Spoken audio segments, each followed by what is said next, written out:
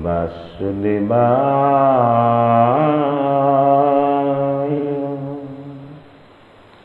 Janmanasya Vannayadi Tarate Tate Sabiggasarat Tele Brahma Hidayadi Kavaye Muyanti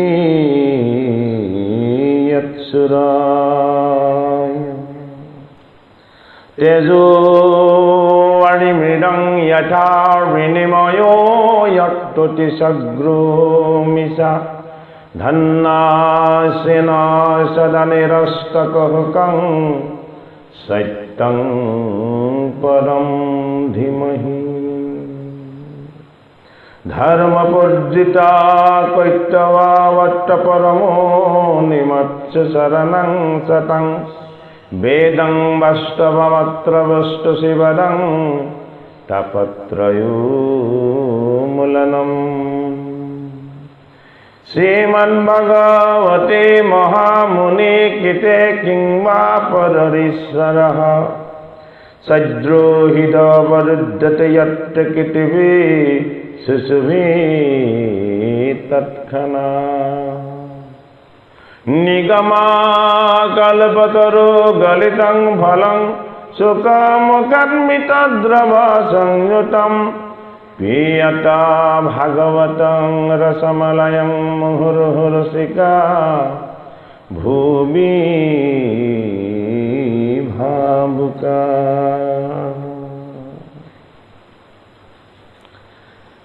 একাদশ অধ্যায় ভাগৱতৰ প্ৰথম স্কন্ধৰ ইতিমধ্যে আমাৰ পৰীক্ষিতৰ কলি নিগ্ৰহৰ পাঠ চলি আছে আজি পৰীক্ষিতৰ কলি নিগ্ৰহৰ দুলৰী চন্দৰ পৰা আৰম্ভ কৰিছোঁ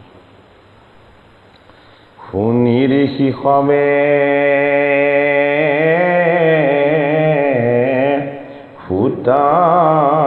প্ৰশংসে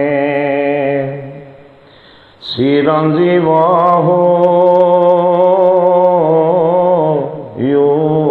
বাপ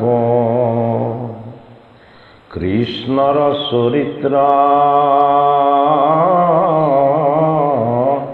অমৃত পিয়ায়া খন্দিও সংসাৰ ৰতাপ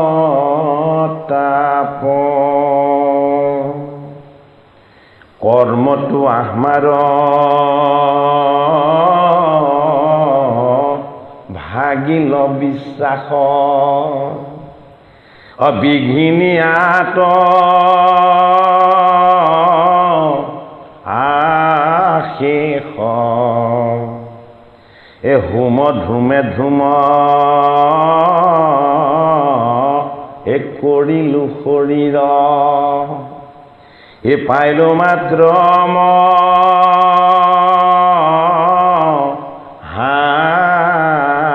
ক্লেশ সুতমুনি গুৰু ভগৱানক নৈমিষ ক্ষেত্ৰত সত্ৰপাতি যি সৌনকাদি সহস্ৰ ঋষিয়ে সূতৰ মুখপদ্মে ভগৱান কৃষ্ণৰ পৰম মংগলময় চৰিত্ৰ এই ভাগৱত কথা কৃষ্ণ কথা তেওঁলোকে শ্ৰৱণ কৰিছে বিষ্ণু আৰু বৈষ্ণৱৰ কথাই তেওঁলোকে প্ৰথম শ্ৰৱণ কৰি হৃদয়ত অনুভৱ কৰিছে যে আমি অকাৰণেই এই বেদৰ যাগযজ্ঞৰ কৰ্মবিলাক কৰি সময় নষ্ট কৰিলোঁ সুতক গুৰুক আশীৰ্বাদ দিছে ঋষি সমস্তই কি বুলি যে তুমি আমাক যি অমৃত দিছা এই অমৃত দিয়াৰ কাৰণে আমি তোমাক আশীৰ্বাদ দিছোঁ তুমি চিৰঞ্জীৱী হোৱা তোমাৰ যাতে আৰু কোনোদিন ক্ষয় নহয়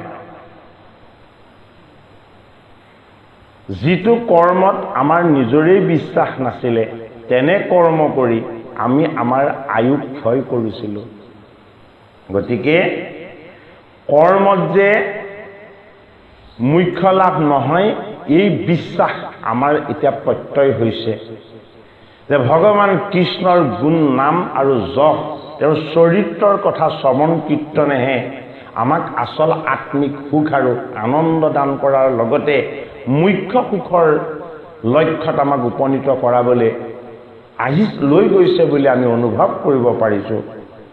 কৰ্মটো আমাৰ ভাগিল বিশ্বাস বিঘিনি আত আশেষ। এই বেদৰ কৰ্মবিলাকত আমাৰ বিশ্বাসটো ভাগিলেই সেই কৰ্মবিলাকত বহুত বিঘিনি। যদি নিৰ্দিষ্ট সময়ত নহয় তাৰ পৰা পাপ হ'ব, যদি দ্ৰব্য কাৰণ শুদ্ধ নহয় তেতিয়াহ'লে সেই কৰ্ম সফল নহ'ব, যদি মন্ত্ৰ উচ্চাৰণত ভুল হৈ যায় তেতিয়াহ'লে তাত আকৌ ছিদ্ধ লাগি হিতেই বিপৰীত হয়। ইমানবিলাক ক্লেশ দুখ কষ্ট আমি যজ্ঞ আদি কৰ্মবিলাক কৰি পেলাই পাইছিলোঁ। কোনে অনুভৱ কৰিছে? নৈমিষ ক্ষেত্ৰৰ বেদজ্ঞ ব্ৰাহ্মণ ঋষিসকলে, যিসকলক বেদজ্ঞ ব্ৰাহ্মণ বুলি কৈছে। বেদত যিসকল প্ৰধান আছিলে, অৰ্থাৎ জ্ঞান মাৰ্গত তেওঁলোক প্ৰধান আছিলে। এতিয়া খুটৰ মুখপদ্মে বিষ্ণু বৈষ্ণৱৰ চৰিত্ৰ শ্ৰৱণ কৰি তেওঁলোক জ্ঞান মাৰ্গৰ পৰা কোনটো মাৰ্গলৈ আহি গ'ল? ভক্তি মাৰ্গলৈ আহিছে। গতিকে কৃষ্ণৰ কথা শ্ৰৱণ কীৰ্তন অথবা ভগৱান কৃষ্ণৰ বিষ্ণু বৈষ্ণৱৰ কথা শ্ৰৱণ কীৰ্তন মানেই এয়া হ'ল নিৰ্গুণ ভক্তিৰ মাৰ্গ। এই ভক্তিয়ে অন্য কৰ্মবন্ধবিলাকত যিবিলাক পাপ উৎপত্তি হয় তাকো ই মষিমূৰ কৰি পেলায়। পিয়ায় কৃষ্ণৰ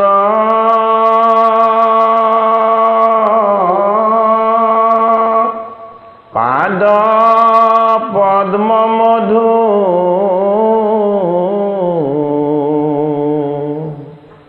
পাতক হুক নিৰ্মূল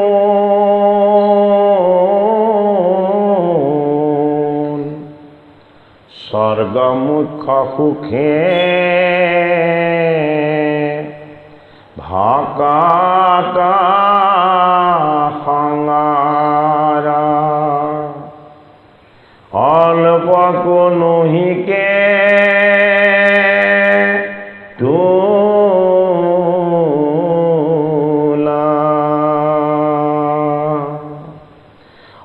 কোননো ৰসগে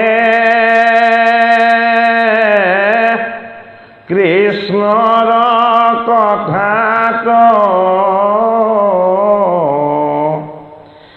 বুলিবে ভুলতি পিতি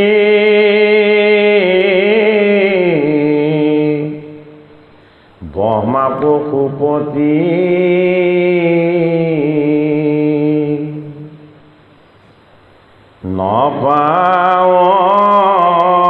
নপাৱন্তয়ন্ত যাৰ গুণ গায়া নীতি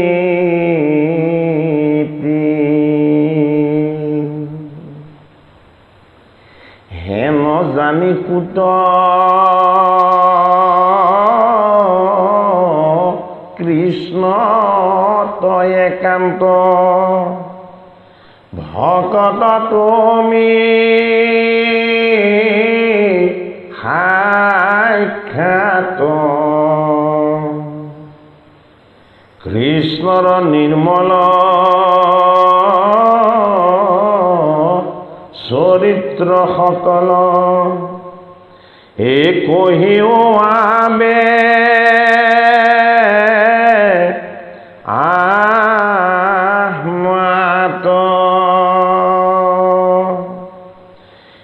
সিটো পৰীক্ষিত হে নৃপতি সুকত শুনি আজি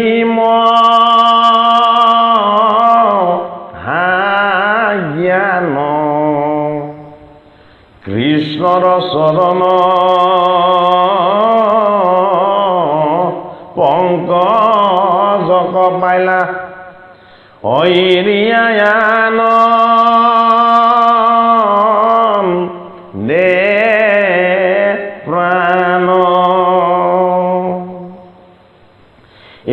যিটো শুকনি সংবাদত অভূত শ্ৰী ভাগৱত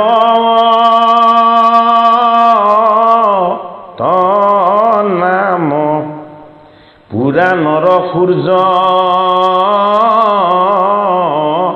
যত ভকতৰ অসাধয়াতি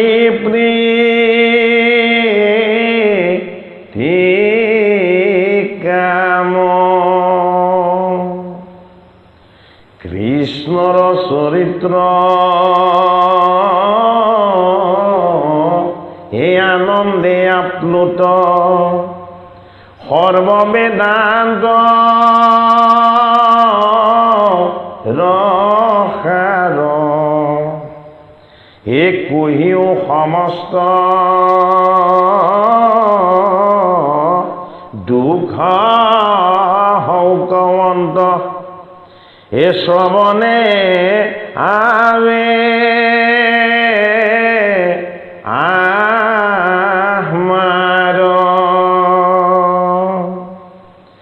ঋষি সমস্তৰ আদৰ দেখিয়া পৰম হৰি ভৈল আপোনাকে পাছে প্ৰশংসা কৰিয়া কোতে কহিমা কলৈল যদি ফুট জাতি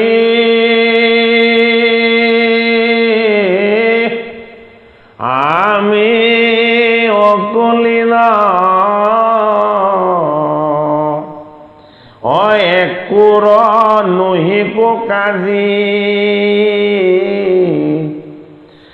তুমি হব মহা অজ্ঞানীৰ সাদৰে অসাফলিলো জন্ম আজি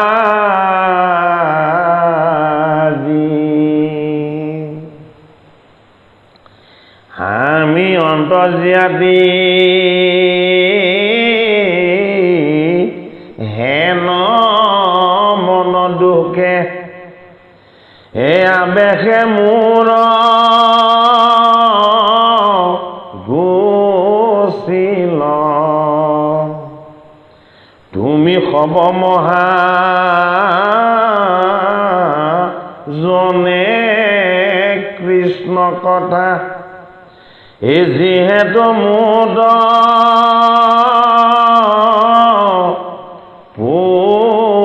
পুছিল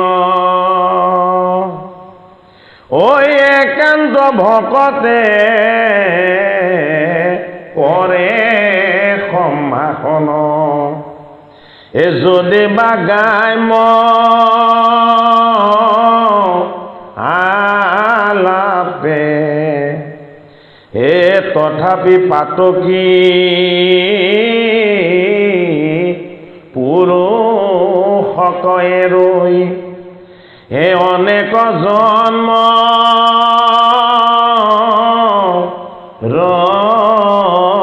পাপে ধৰ্ম আৰু পৃথিৱীৰ কথোপকথন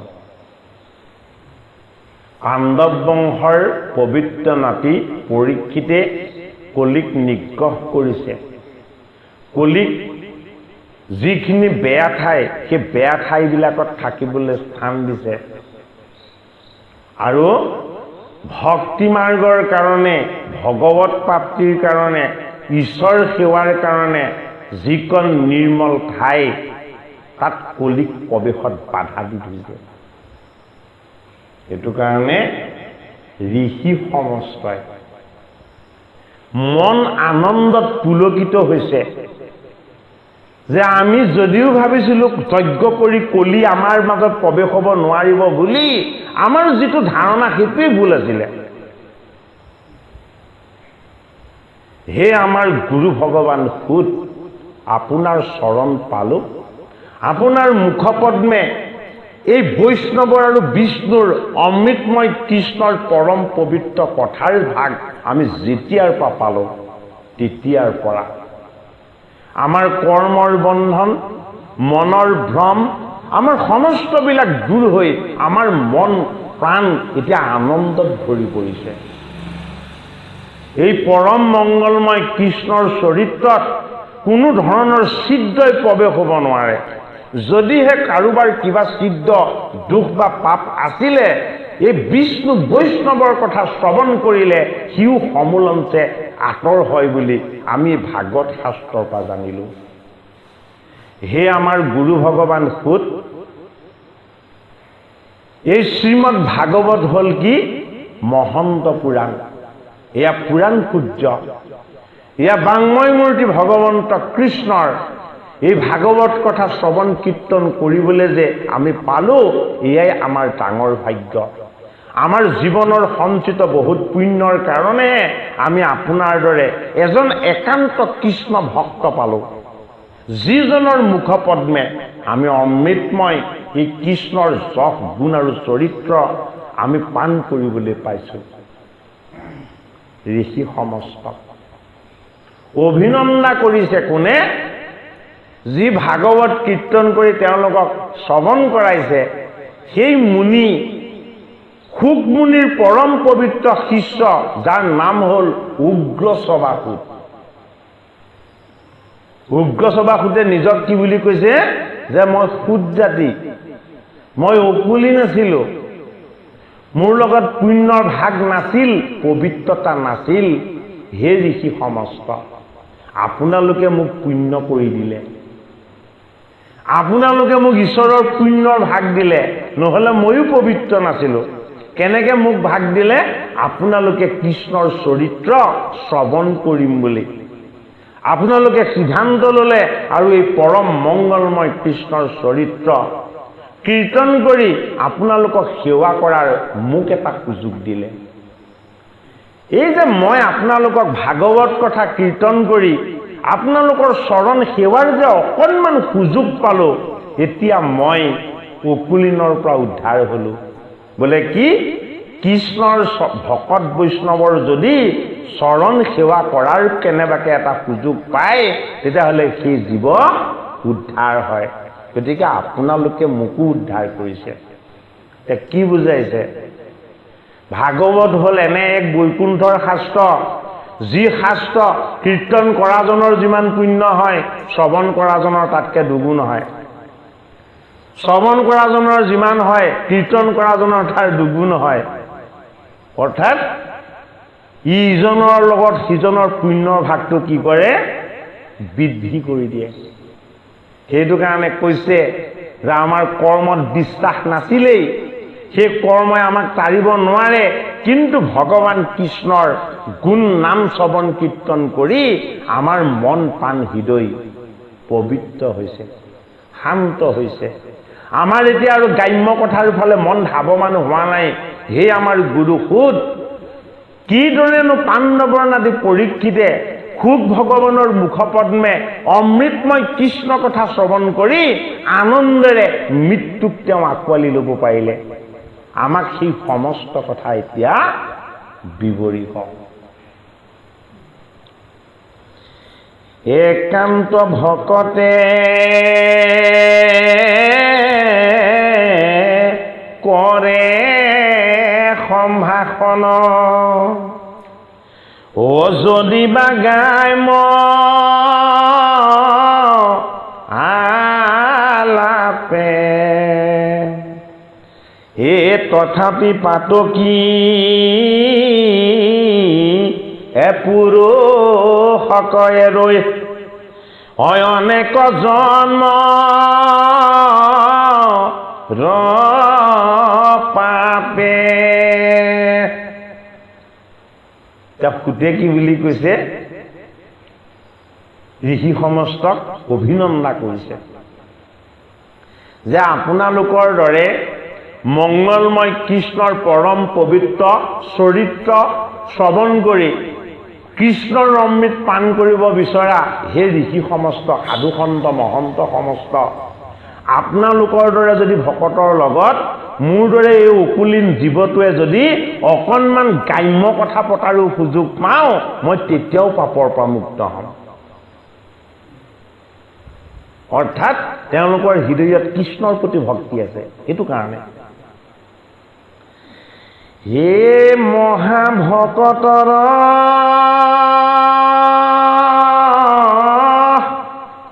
পৰম আশ্ৰয়,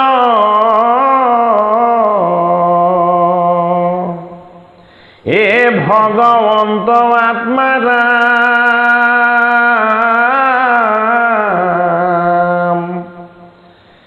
যিটো জনে শৰণ কৰিয়া, অসমৰে তাহানে নাম,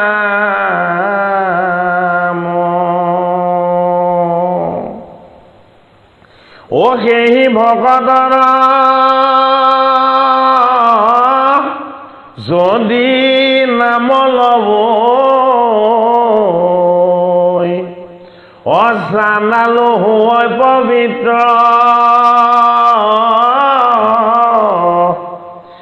অ হৰি নামে শুদ্ধ, অ কৰিমে ইহাত, অ আছে আবে কোন চিত্ৰ।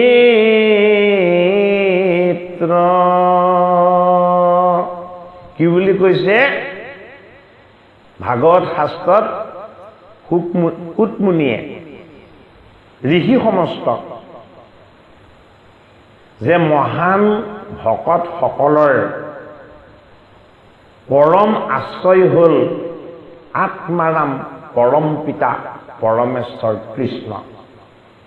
তেওঁলোকে একান্ত শৰণাপন্ন হৈ কায় বাক্য মন আত্মাৰাম কৃষ্ণক অৰ্পণ কৰি তেওঁলোকে সদায় আনন্দেৰে হৰিৰ ভাৱনা আৰু ভক্তিত নিমজ্জিত হৈ থাকে।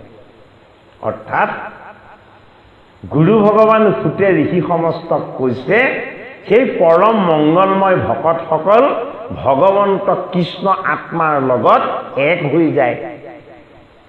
হে ঋষি সমস্ত, আপোনাসৱেও এই অমৃতময় কৃষ্ণৰ চৰিত্ৰ প্ৰাণ কৰি কৃষ্ণৰ কথা ক'বলৈ যে আপোনালোকে মোক এইদৰে এটা সুযোগ দিছে, আপোনালোকৰ হৃদয়তো আত্মাৰাম কৃষ্ণই স্থিতি লৈছে।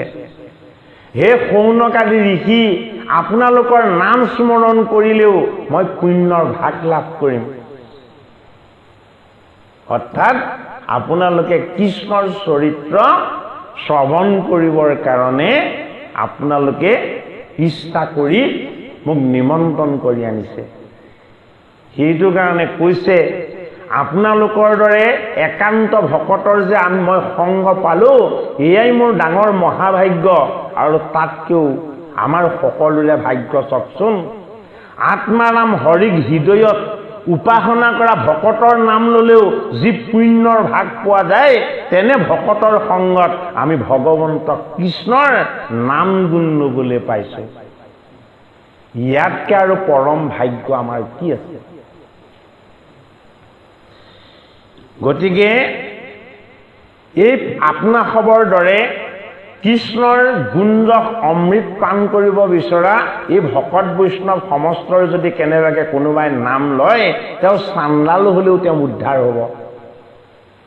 আপোনাসৱ ইমানেই পবিত্ৰ হৈছে এই পৰম পবিত্ৰ কৃষ্ণ কথা শ্ৰৱণ কৰি। গতিকে গছজোপা ৰুই পানী দুনি সাৰ জাবৰ দি, হয়নে, ফলৰ কাৰণে কিন্তু বাট চাই থাকিব লাগে কেইবছৰমান। লগে লগে কিন্তু ফল লাগি নিদিয়ে দেই, যিমান হাইব্ৰিড নহওক কিয়, হয়নে। মাছৰুম বা কাঠফুলা খেতিও বীজ দিয়াৰ পৰা খাবলৈ আটাইতকৈ কম সময়ত হয়, তথাপিতো 35 দিন লাগে। হয়নে বাৰু? এতিয়া সুতে ঋষি সমস্তক এনে অমৃত পান কৰাইছে যে এই অমৃত ৰসৰ ফল আপোনালোকে শ্ৰৱণ কৰিম বুলি মনত সিদ্ধান্ত লওঁতে প্ৰাপ্ত কৰিলে, লগে লগে পালে, খন্তেক সময় অপেক্ষা কৰিব লগা নহ'ল। সেইটো কাৰণে শীঘ্ৰ কৰি, সেইটো কাৰণে কি বুলি কৈছে? ভাগৱত গ্ৰন্থ বিপৰীত। ভাগৱত গ্ৰন্থত থকা ভগৱন্তৰ ভক্তিয়ে জীৱক এটা জন্মৰ নহয়, এইটো জন্মৰ নহয়, আগৰ জন্মবিলাকৰো যিমান সঞ্চিত পাপ আছিলে সমস্তখিনিৰ পৰা মুক্ত কৰিব পাৰে, আৰু লগতে ওপৰৰ 14 তলৰ 7 21 পুৰুষ একেলগে উদ্ধাৰ কৰিব পাৰে। সেইটো কাৰণে আমি এই পৰম মংগলময় কৃষ্ণৰ গুঞ্জক লীলাৰ ভাগৱত কথা আমি শ্ৰৱণ কীৰ্তনৰ অনুশীলন কৰিব লাগে। হেন ভগৱন্ত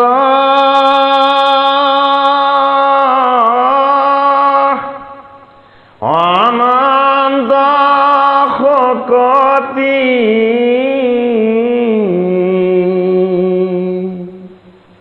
হে গুণে সম নাহি যায়,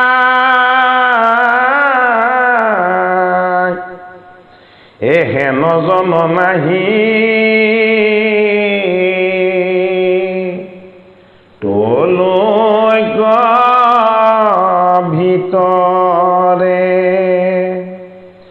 অজানৈ টান মহি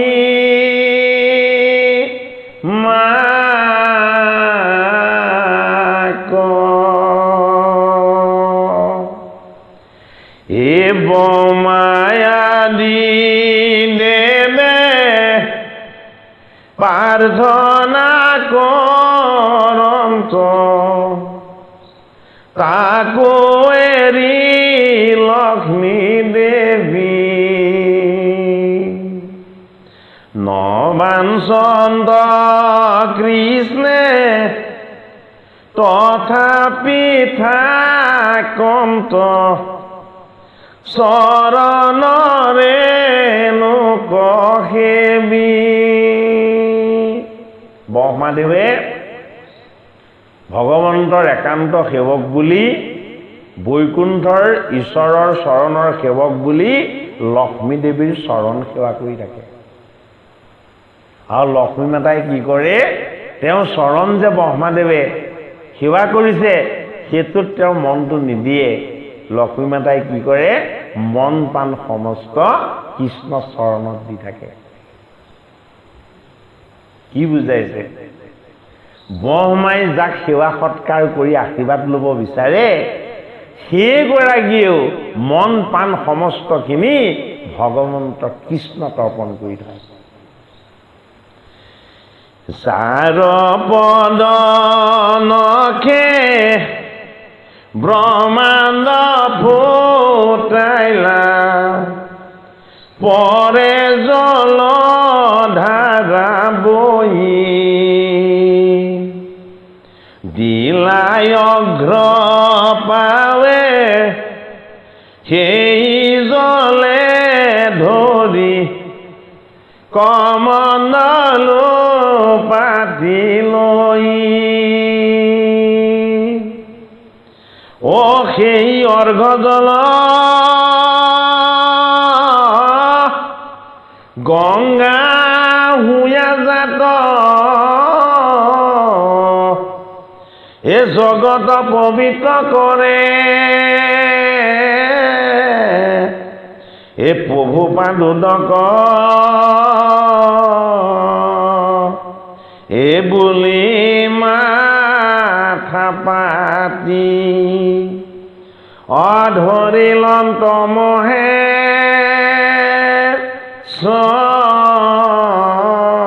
চৰে হে দেৱতাৰো দেৱ হে পৰম ঈশ্বৰ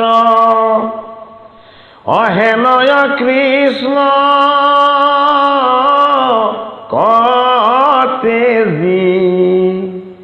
এ গুৰু দুহ কৰি এ কোন নোপামৰে এ মৰিবে আন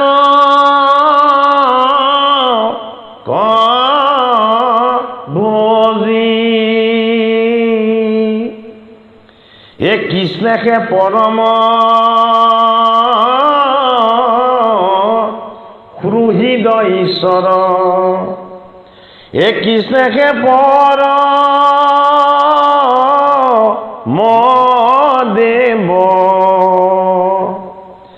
সৃষ্টি স্থিতি লয় কৃষ্ণে সে কৰয় কৃষ্ণকে সে ৰোষেয়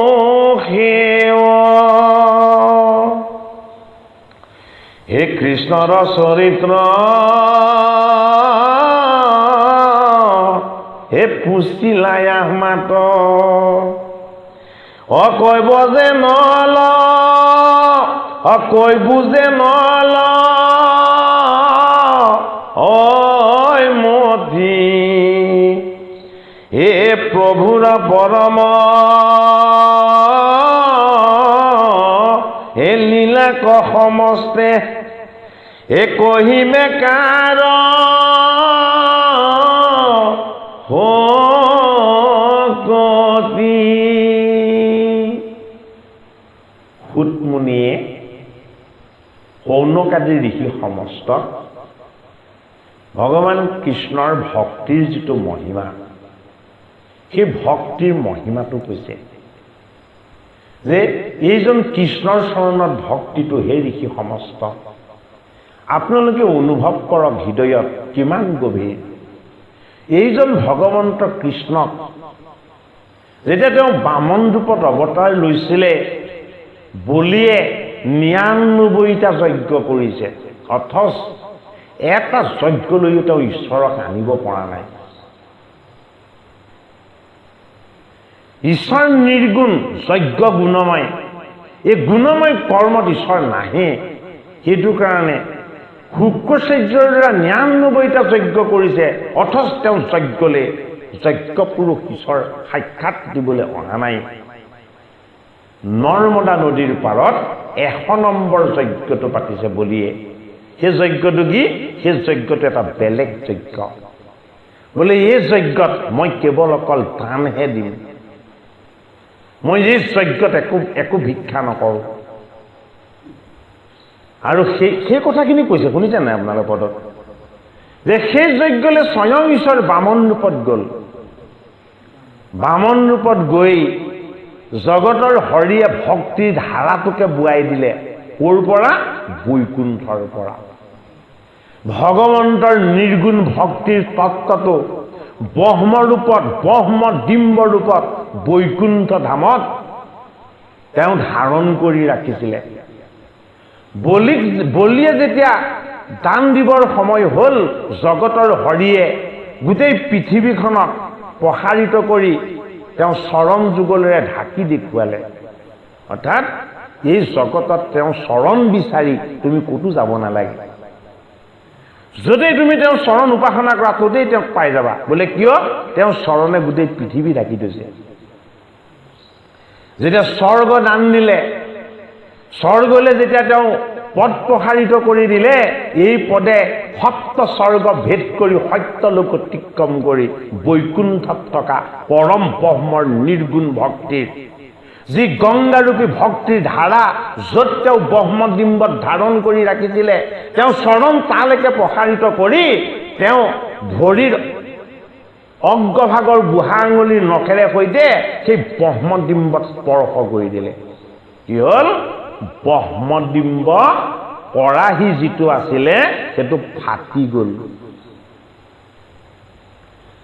এই বৰাহী যেতিয়াই ফাটিলে ভগৱন্তৰ ভকতি যে নিৰ্গুণ নিৰাকাৰ গুণৰ পৰা মুক্ত তেওঁক তাকো বুজাই বলিয়ে মোক দান দিব বিচাৰিছে মোৰ চৰণ সেৱাৰ কৰি সেইটো কাৰণে এইবাৰ বলিয়েই উদ্ধাৰ হোৱা নহয় গোটেই জগতকে মই উদ্ধাৰ কৰিব বিচাৰিছোঁ ব্ৰহ্মডিম্বটো যেতিয়া ভংগ হৈ গ'ল তাৰ পৰা হৰিৰ নিৰ্গুণ ভক্তিৰ গংগাৰূপী ভকতিৰ ৰসময় জল দুৰন্ত গতিত প্ৰসাৰিত হ'বলৈ ল'লে। ক'ৰ পৰা বৈছে? ভগৱন্তৰ চৰণৰ পৰা। যেতিয়াই ভক্তিৰ গংগাৰূপী জল ব্ৰহ্মলোকৰ পৰা ব্ৰহ্মডিম্বৰ পৰা যেতিয়াই ববলৈ ল'লে, তপস্যা কৰি থকা ব্ৰহ্মদেৱৰ হৃদয় শান্ত হ'ল, মন শান্ত হ'ল, আৰু কি হ'ল? তেওঁ তপ কৰি থকা অৱস্থাতেই এক পৰম শান্তি অনুভৱ কৰিছে। যে মই যি শান্তি কোনোদিন পোৱা নাছিলোঁ, যি আনন্দৰ ভাগ মই কোনোদিন ল'বলৈ পোৱা নাছিলোঁ, ভগৱন্তৰ ভক্তিৰ ধাৰা বৈকুণ্ঠ ধামৰ পৰা দেখোন বৈ অহা যেন মোৰ অনুভৱ হৈছে। ক'ত থম, ক'ত ৰাখিম? সদায় সাধনা, সদায় তপ, সদায় ব্ৰত, সদায় জপ, এইবিলাক কৰি কৰি মোৰ মনৰ কামনা বাসনাৰ কমণ্ডলুটো মই সদায় পূৰ কৰি ৰাখিছিলোঁ। এইবাৰ মোৰ এই কামনা বাসনাৰূপী এই কমণ্ডলু নামৰ পাত্ৰটোত ভগৱন্তৰ চৰণৰ ভক্তিৰ অমৃতময় গংগাৰ জল মই ইয়াক ধাৰণ কৰি ৰাখিম, যি জলে মোক শুদ্ধ কৰিব, ব্ৰহ্মলোকক শুদ্ধ কৰিব আৰু জগতক শুদ্ধ কৰিব। ব্ৰহ্মাদেৱে ভগৱন্তৰ চৰণ গংগাৰ এই অমৃতময় জল তেওঁ কামনা বাসনাযুক্ত ভক্তিৰ পৰা মুক্ত হৈ নিষ্কাম ভক্তিৰ তত্ত্বলৈ গৈ কমণ্ডলুত সেই জল ধাৰণ কৰিলে। কমণ্ডলু নামৰ পাত্ৰ এটা দেখুৱাই নে নেদেখুৱাই? এই পাত্ৰটোনো কি তত্ত্ব? সেইটো দেখা পাত্ৰ জানো? হা? আমাৰ মনত থাকে কামনা বাসনা, লোভ লালসা, হয়নে? ভক্তি মুক্তি এই সমস্তবিলাক মনতেই থাকে। এই মনেৰে নিৰ্মাণ হোৱা সেই পাত্ৰটোৰ নাম হ'ল কমণ্ডলু, হয়নে বাৰু? সেইটো যদি অকণমানো কমে তেতিয়াও ভয় আহি যায়। সেইটো কাৰণে কমিলে ভয় উৎপত্তি হয় কাৰণে কমণ্ডলু। যিটো বস্তু কোনোদিন নকমে সেইটো বস্তু ভৰোৱাৰ সুযোগ দিলে কোনে? ভগৱন্ত প্ৰভুৱে, ব্ৰহ্মাদেৱে। তোমাৰ চৰণ গংগাৰ অমৃতময় এই ভকতিৰ জল মই ইয়াক যেতিয়াৰ পৰা ধাৰণ কৰি ৰাখিম তেতিয়াৰ পৰাই আৰু মই তোমাক পাই থাকিম। অৰ্থাৎ তোমাৰ চৰণ স্পৰ্শ কৰাৰ আনন্দ। ধ্ৰুৱলোকত নাৰায়ণ লোকত ধ্ৰুৱই কি কৰিলে? সেই পৰম পবিত্ৰ জল তেওঁ শিৰত ল'লে আৰু তেওঁ কি কৰিলে? সেই জলেৰে সৈতে স্নান কৰিলে। মহান তপস্যাত বহি ভগৱন্তক উপাসনা কৰা কৈলাশ ধামৰ পৰম বৈষ্ণৱ মহাবৈষ্ণৱ শিৱই যেতিয়াই তপময় সাধনাত গম পালে, ব্ৰহ্মডিম্ব ভংগ হৈ ভক্তিৰ ধাৰাৰূপী গংগা এইফালে ধাৱমান হৈ ববলৈ লৈছে, কিন্তু ৰ'ব ক'ত? এইটো একোৱে ৰাখিব নোৱাৰে, এইটো চিৰপ্ৰবাহিনী। সেইটো কাৰণে কি কৰিলে? তপ জপ সাধনা সমস্তখিনি এক কৰি, হে কৃষ্ণ, হে মোৰ ঈশ্বৰ, হে পৰম প্ৰভু, মোৰ ভাৱ ভক্তি আৰু ভাৱনাৰ মোৰ এই জটাত মই তোমাৰ ভক্তিৰ গংগাৰূপী জলক মই আজিৰ পৰা স্থান দিম। ইয়াৰ পৰাই কুলু কুলুকে সমস্ত জগতৰ কাৰণে বৈ যাব। বিষ্ণু পাদুদকী গংগা মহেশে কহিতে আহি অজগতকে পবিত্ৰ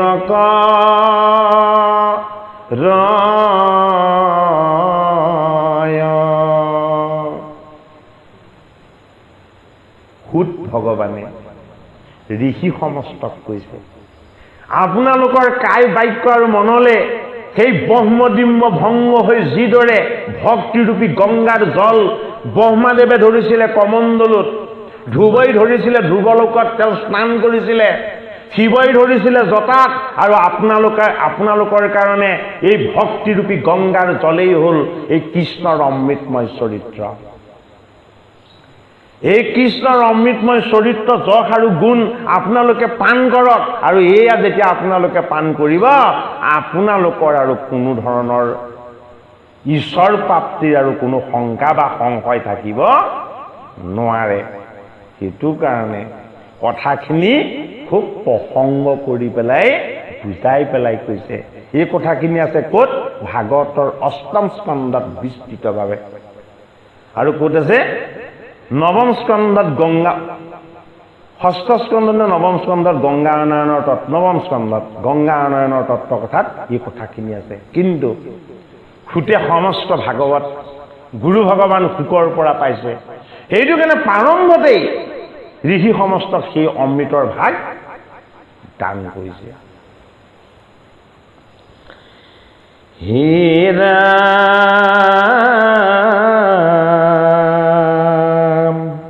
হে কৃষ্ণৰ চৰিত্ৰ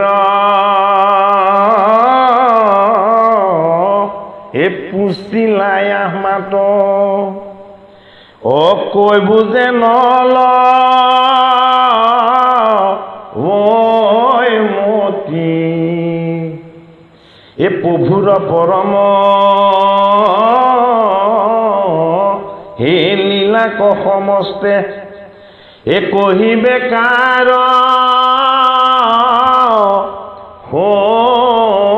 কতি। হে শৌনকাদি ভগৱন্তৰ একান্ত ভকত ঋষি সমস্ত, আপোনাক সবে আমাক কৃষ্ণৰ চৰিত্ৰৰ কথা সুধিছে, আমি কি ক'ম সমস্তখিনি? তেওঁ হ'ল অনন্ত, তেওঁ হ'ল অনাদি, তেওঁৰ সীমা নাই, তেওঁৰ আদি নাই। গতিকে তেওঁৰ কথা কৈ কোনেও শেষ কৰিব নোৱাৰে। গতিকে আমিও আমাৰ নিজৰ যিকণ কৰিব পৰা শক্তি সামৰ্থ্য আছে সেইকণ প্ৰয়োগ কৰি আমি যিখিনি কৰিছোঁ, আপোনালোক ইয়াতেই সন্তুষ্ট হ'ব লাগিব। তেওঁৰ কথা কৈ কোনেও কেতিয়াও শেষ কৰিব নোৱাৰে। হে পখাই অনুৰূপে পুৰা কৰৈ পক্ষী অনপায় আকা হৰন্ত সেহি মতে কৃষ্ণ হে লীলা গুণ গাৱৈ অযতে কমহা মহন্ত। পক্ষীবিলাকে তাক উৰিব পৰা শক্তি ঈশ্বৰে দিছে যদিও সেই পাখি অনুসৰি যিমান ওপৰলৈ গৈ নাথাকক কিয়, এই আকাশখনৰ সীমা নাই, শেষ নহয়। সেইটো কাৰণে ভগৱন্তৰ পৰম মহান মহন্তসকলে তেওঁলোকৰ সামৰ্থ্য অনুসৰি ভগৱন্তৰ কৃপা অনুসৰি হৰিৰ গুণ কীৰ্তন কৰিছে। এই গুণ কীৰ্তন আকাশৰ দৰেই সীমাহীন, ইয়াৰ সীমা কোনেও অতিক্ৰম কৰি শেষ কৰিব নোৱাৰে। গতিকে আমিও গুৰুৰ কৃপাত যি পাইছোঁ, হে ঋষি সমস্ত আপোনাক ক'বক তাকেই শ্ৰৱণ কৰাইছোঁ। কিনো মহাভাগ্য তোমাখাৰ আগে কহিব কৃষ্ণৰ লীলা বান্ধৱৰ কথা পুছিলা মকে মোক জীৱ দান দিলা।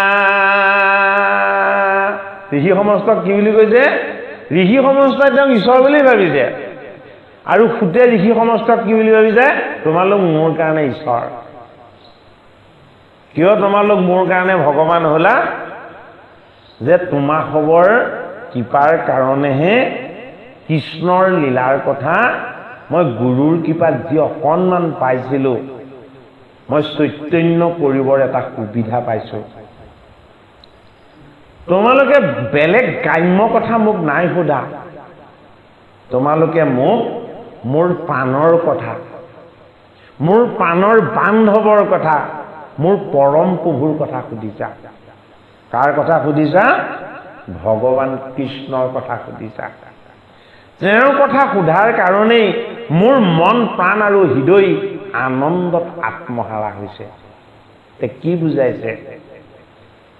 ভগৱন্তৰ অমৃতময় চৰিত্ৰৰ অমৃত কীৰ্তন কৰা সুতেও পান কৰিছে, আৰু যি শ্ৰৱণ কৰিছে শৌনক আদি সহস্ৰ ঋষি, সেই ঋষি সমস্তইও পান কৰিছে। অৰ্থাৎ ভগৱানৰ নামে জাতি অজাতি নেবাচে, সকলোকে পুণ্যৰ ভাগ দান কৰে। হেতে কবুলন্তে প্ৰেময় উপজিল তনু পুলকিত ভৈল নেতৰলোতক দুয়ো হাতে মুই এন মাটি তম্ভিয়া ৰুইল এ নমো নমো নমো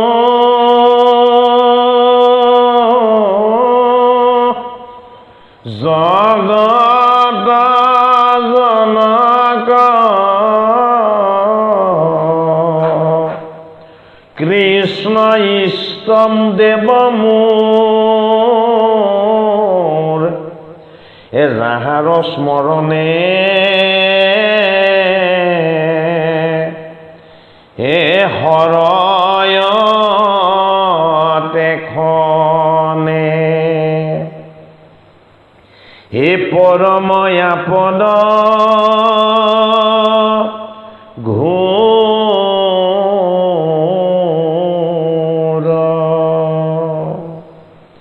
হে কায় বাক্য মনে এহি সেৱাঞ্চুতো এ তোমাতে থাকো কমতি হে জন্মে জন্মে মোৰ মনে নচাৰো ক হে তোমাৰ চৰণে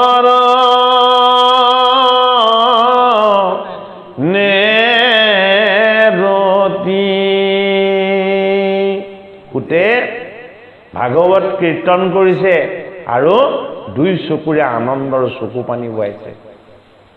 গুৰুৰ চকুত যেতিয়া আনন্দৰ চকু পানী দেখিলে ঋষি সমস্তৰ চকুৱেদিও আনন্দৰ বন্যা ববলৈ ললে। এয়া কি? এয়া হল অন্তৰংগা ভকতি। ভগৱান কৃষ্ণৰ গুণ নাম কীৰ্তন আৰু শ্ৰৱণ দুই সমস্তই ঋষি সমস্তই কৰি সকলোৰে চকুলে আনন্দৰ বন্যা বৈ আহিছে। এয়াই হল কৃষ্ণৰ প্ৰেম, এয়াই হল কৃষ্ণৰ ভকতি। এই ভকতি সাধাৰণ ভকতি নহয়।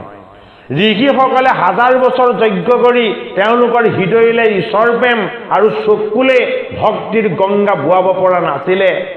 ভগৱন্ত কৃষ্ণৰ অমৃত চৰিত্ৰ পান কৰিবলৈ আৰম্ভ কৰাৰ লগে লগেই যি তেওঁলোকক অমৃত পান কৰাইছে তেওঁৰ দৃষ্টিটো ভগৱন্ত কৃষ্ণৰ ভকতিৰ অমৃত, আৰু যি শ্ৰৱণ কৰিছে তেৰা সমস্তৰ দৃষ্টিলৈও অমৃত আহি গৈছে কৃষ্ণ।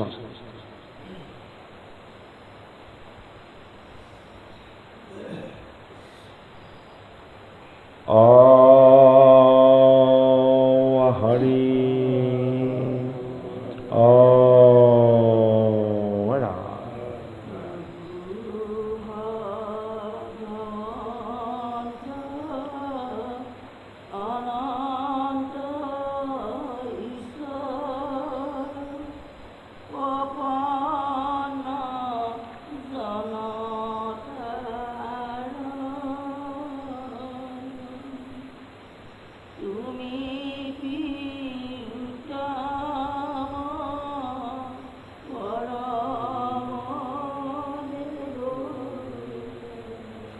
জানিয়া লৈলো শৰণ জানিয়া লৈলো শৰণ। কৃষ্ণ হৰি কৃষ্ণ হৈছে হে গায় বাক্য মনে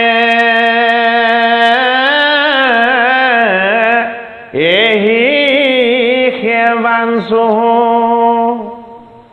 এ তোমাতে থাকো কামতি, এ জন্মে জন্মে মোৰ মনে নচাৰো ক, এ তোমাৰ চৰণে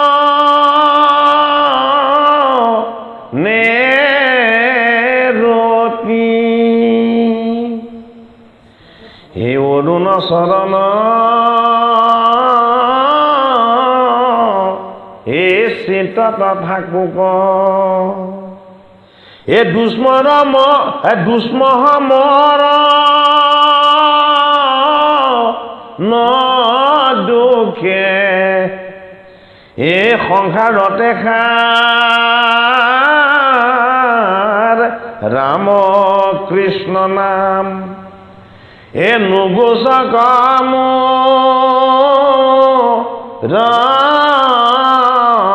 মুখে,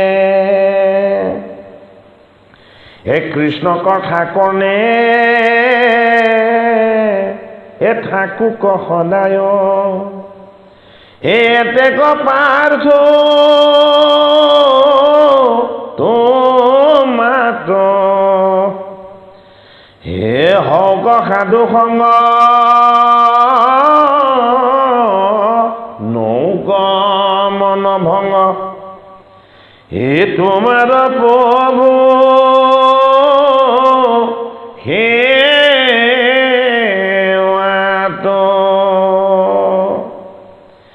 মই মহায়ন দেখিও নেদেখো, দুৰ্ঘোৰ মোৰ মৰণ,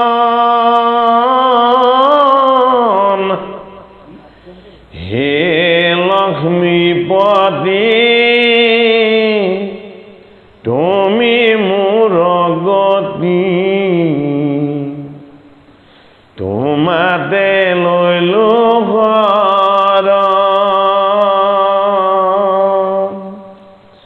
চৰণে বিক্ৰয়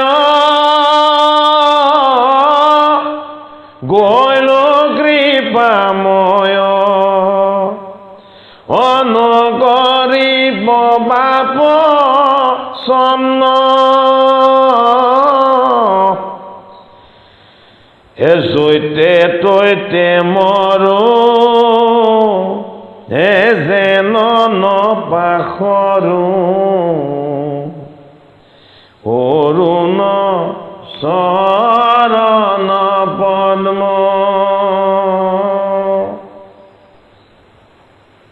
সুত মুনিয়ে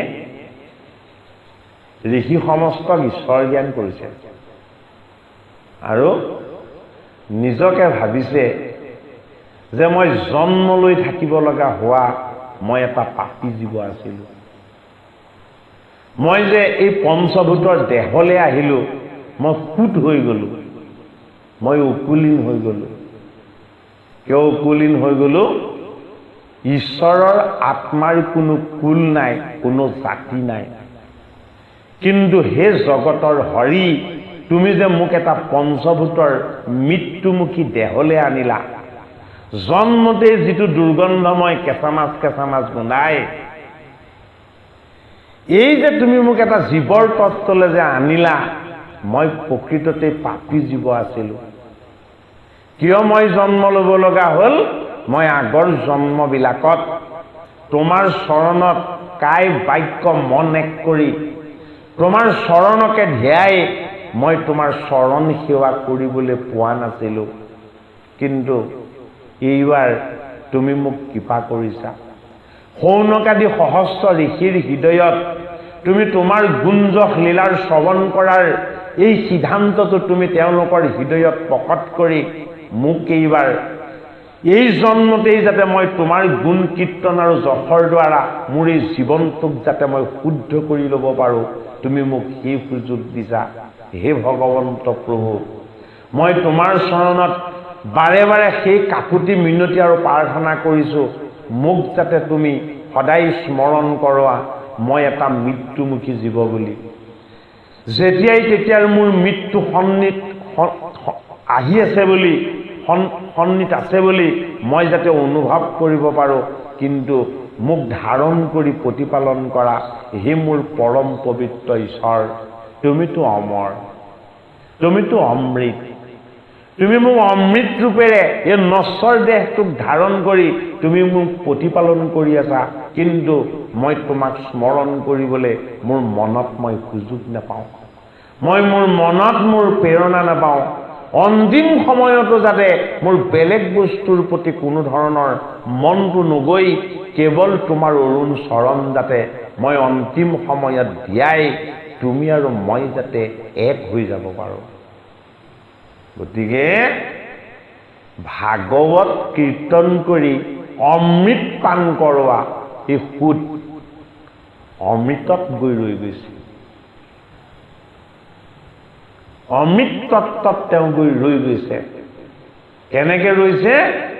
তেওঁ ঋষি সমস্তক বুজাই কৈ দিছে আৰু ভগৱন্তকো তেওঁ কাতৰভাৱে কৈ দিছে যে মোৰ এই জীৱনটোৰ প্ৰতি কোনো মোহ নাই, এই জীৱনটোৰ প্ৰতি মোৰ কোনো কামনা নাই, এই জীৱনটোৰ প্ৰতি কোনো মোৰ মায়া নাই। হে ভগৱন্ত প্ৰভু, এই জীৱনটোত মোৰ মাত্ৰ এটা আশাই সদায় থাকক, এটা ইচ্ছাই যাতে মোৰ সদায় পূৰ্ণ হৈ থাকক, মই যাতে তোমাৰ অৰুণ চৰণ, তোমাৰ গুণ নাম, তোমাৰ যশ আৰু তোমাৰ উপাসনা মই যাতে বিৰামহীনভাৱে কৰিবলৈ পাই থাকোঁ। ভাগৱতৰ প্ৰথম স্কন্ধ। পৰীক্ষিতৰ কলি নিগ্ৰহৰ পাছত এই সুদৰূপী ঋষিৰ মনৰ মাজতো যদি সময়ৰ কলি কেনেবাকে প্ৰৱেশ হৈছিল, হাজাৰ বছৰ যজ্ঞ কৰি কলি আহিব নোৱাৰো বুলি বাধা দিব বিচৰা এই ঋষি সমস্তৰ ওচৰলৈ যদি কেনেবাকে কলিৰূপী কালৰূপী পাপ তেওঁলোকৰ ওচৰলৈ যদি আহিব বিচাৰিছিলে, কায় বাক্য মন সমস্ত এক কৰি গুৰুৰূপেৰে সুদ আৰু শিষ্যৰূপেৰে পৌনকাদি সহস্ৰ ঋষি, য'ত তেওঁলোকে কৃষ্ণৰ কথা শ্ৰৱণ কীৰ্তন কৰিম বুলি সত্ৰ পাতিছে, তাত যাতে কেতিয়াও কলি প্ৰৱেশ নহয়, তালে যাতে কেতিয়াও মৃত্যুৰ ভয় প্ৰৱেশ নহয়, তালে যাতে কেতিয়াও লোভ মোহ কাম এইবিলাক কেতিয়াও প্ৰৱেশ নহয়। তাৰ কাৰণেই ভাগৱতৰ প্ৰথম স্কন্ধত দুজন সুদ হ'ল উগ্ৰসভা, সুখ হ'ল আত্মাৰূপ ব্যাস নন্দন। সেইটো কাৰণে নমাইছে সুকে আৰু বুৱাইছে সুতে।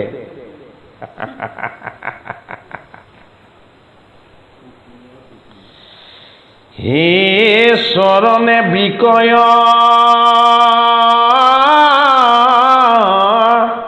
গৈল কৃপাময়, হে নকৰিবা পশ্চাদ্ম, এ সৈতে তৈতে মৰো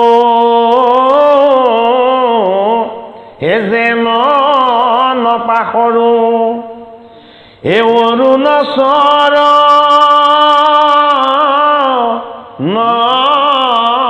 পদ্ম, হে কত কোটি জন্ম সংসাৰত ভ্ৰম, এ নেৰাইলো জাত নাতাপ, হে লোভ মোহে অন্ধ ভৈলো হে কৃষ্ণ, এ তোমাক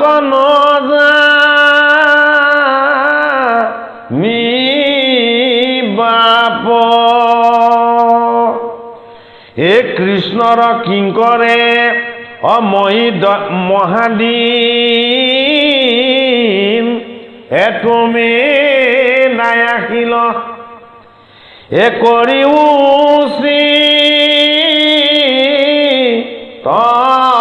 কাম, হে কৃষ্ণৰ কিংকৰে কহে নিৰন্তৰে, হে ডাকি বোলাৰা ৰাম হৰি ৰাম ৰাম। পৰীক্ষিতৰ ব্ৰহ্মসাপ নিগদতে খুদ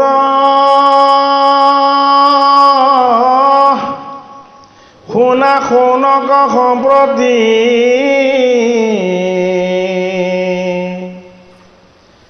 এ যেন মহাসাপ ভৈলা নৃপতিৰ প্ৰতি হিমতে আশা পৰীক্ষিত নৃপমৰ মহা পৰিছে যেন দুটি পুৰণৰ এ ভিত যেন খাতে পৃথিৱীৰ যত ৰাজা এ পুতটো অধিক কৰি পালিলন্ত প্ৰজা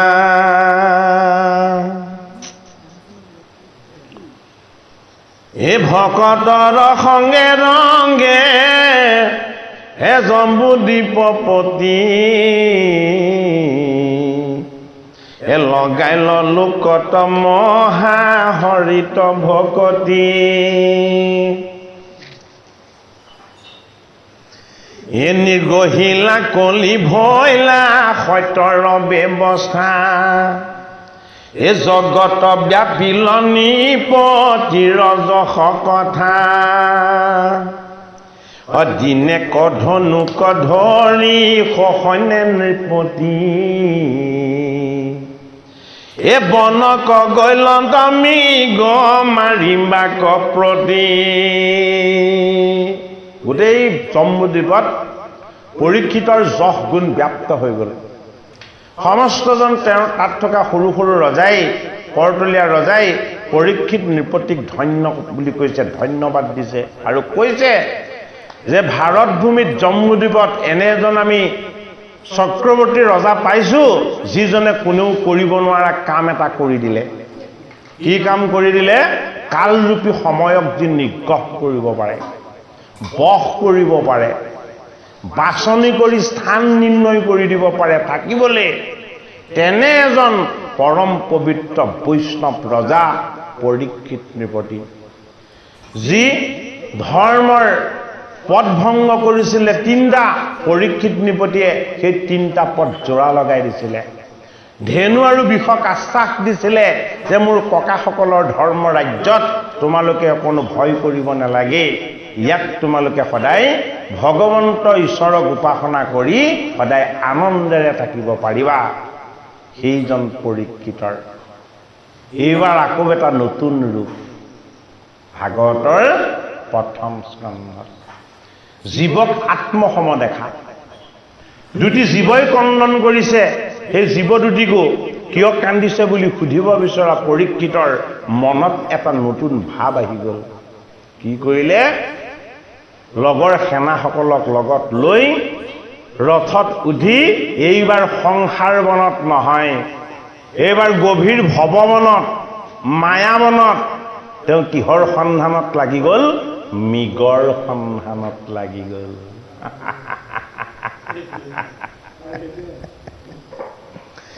এ পলাই মহামৃগ,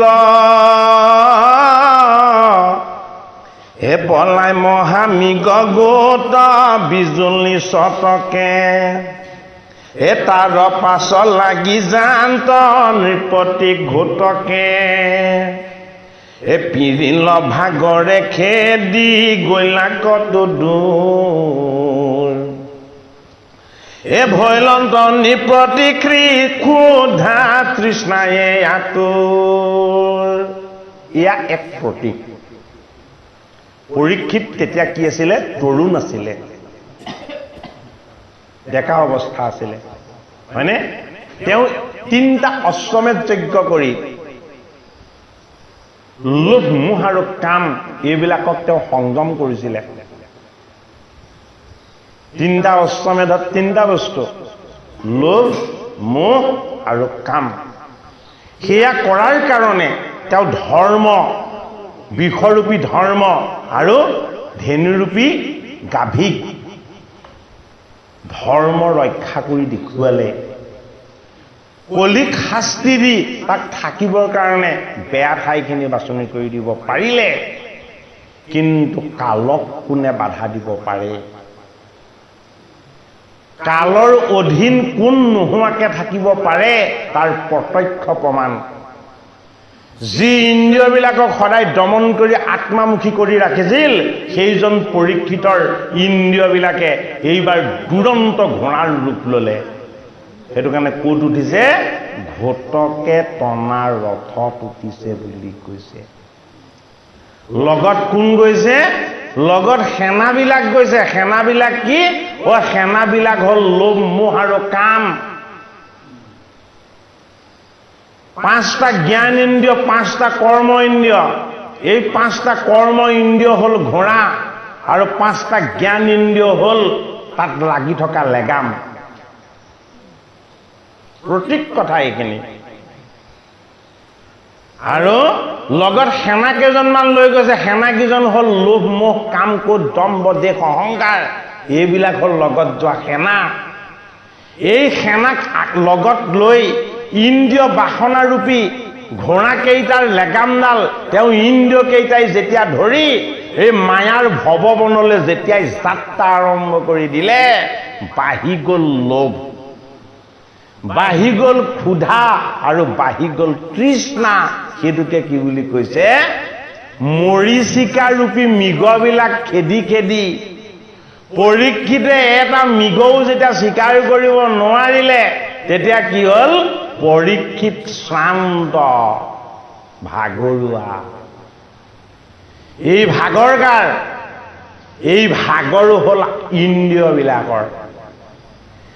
বিচাৰি বিচাৰি হাবাথুৰি খাই খাই যেতিয়া নোপোৱা হয়, তেতিয়া ইন্দ্ৰিয়বিলাক ভাগৰুৱা হৈ যায়। ভাগৰবিলাকৰ অন্ত ক'ত হ'ব?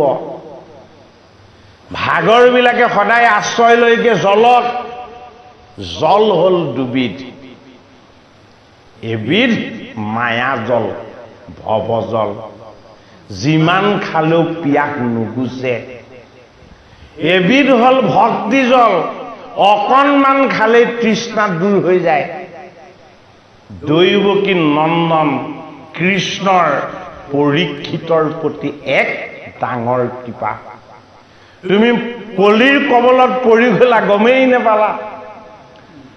তুমি সুবৰ্ণত কলিক থাকিবলৈ স্থান দিলা আৰু তোমাৰ শিৰত সোণৰ মুকুট পিন্ধি আছিলা, তুমি সেইটোও পাহৰিলা।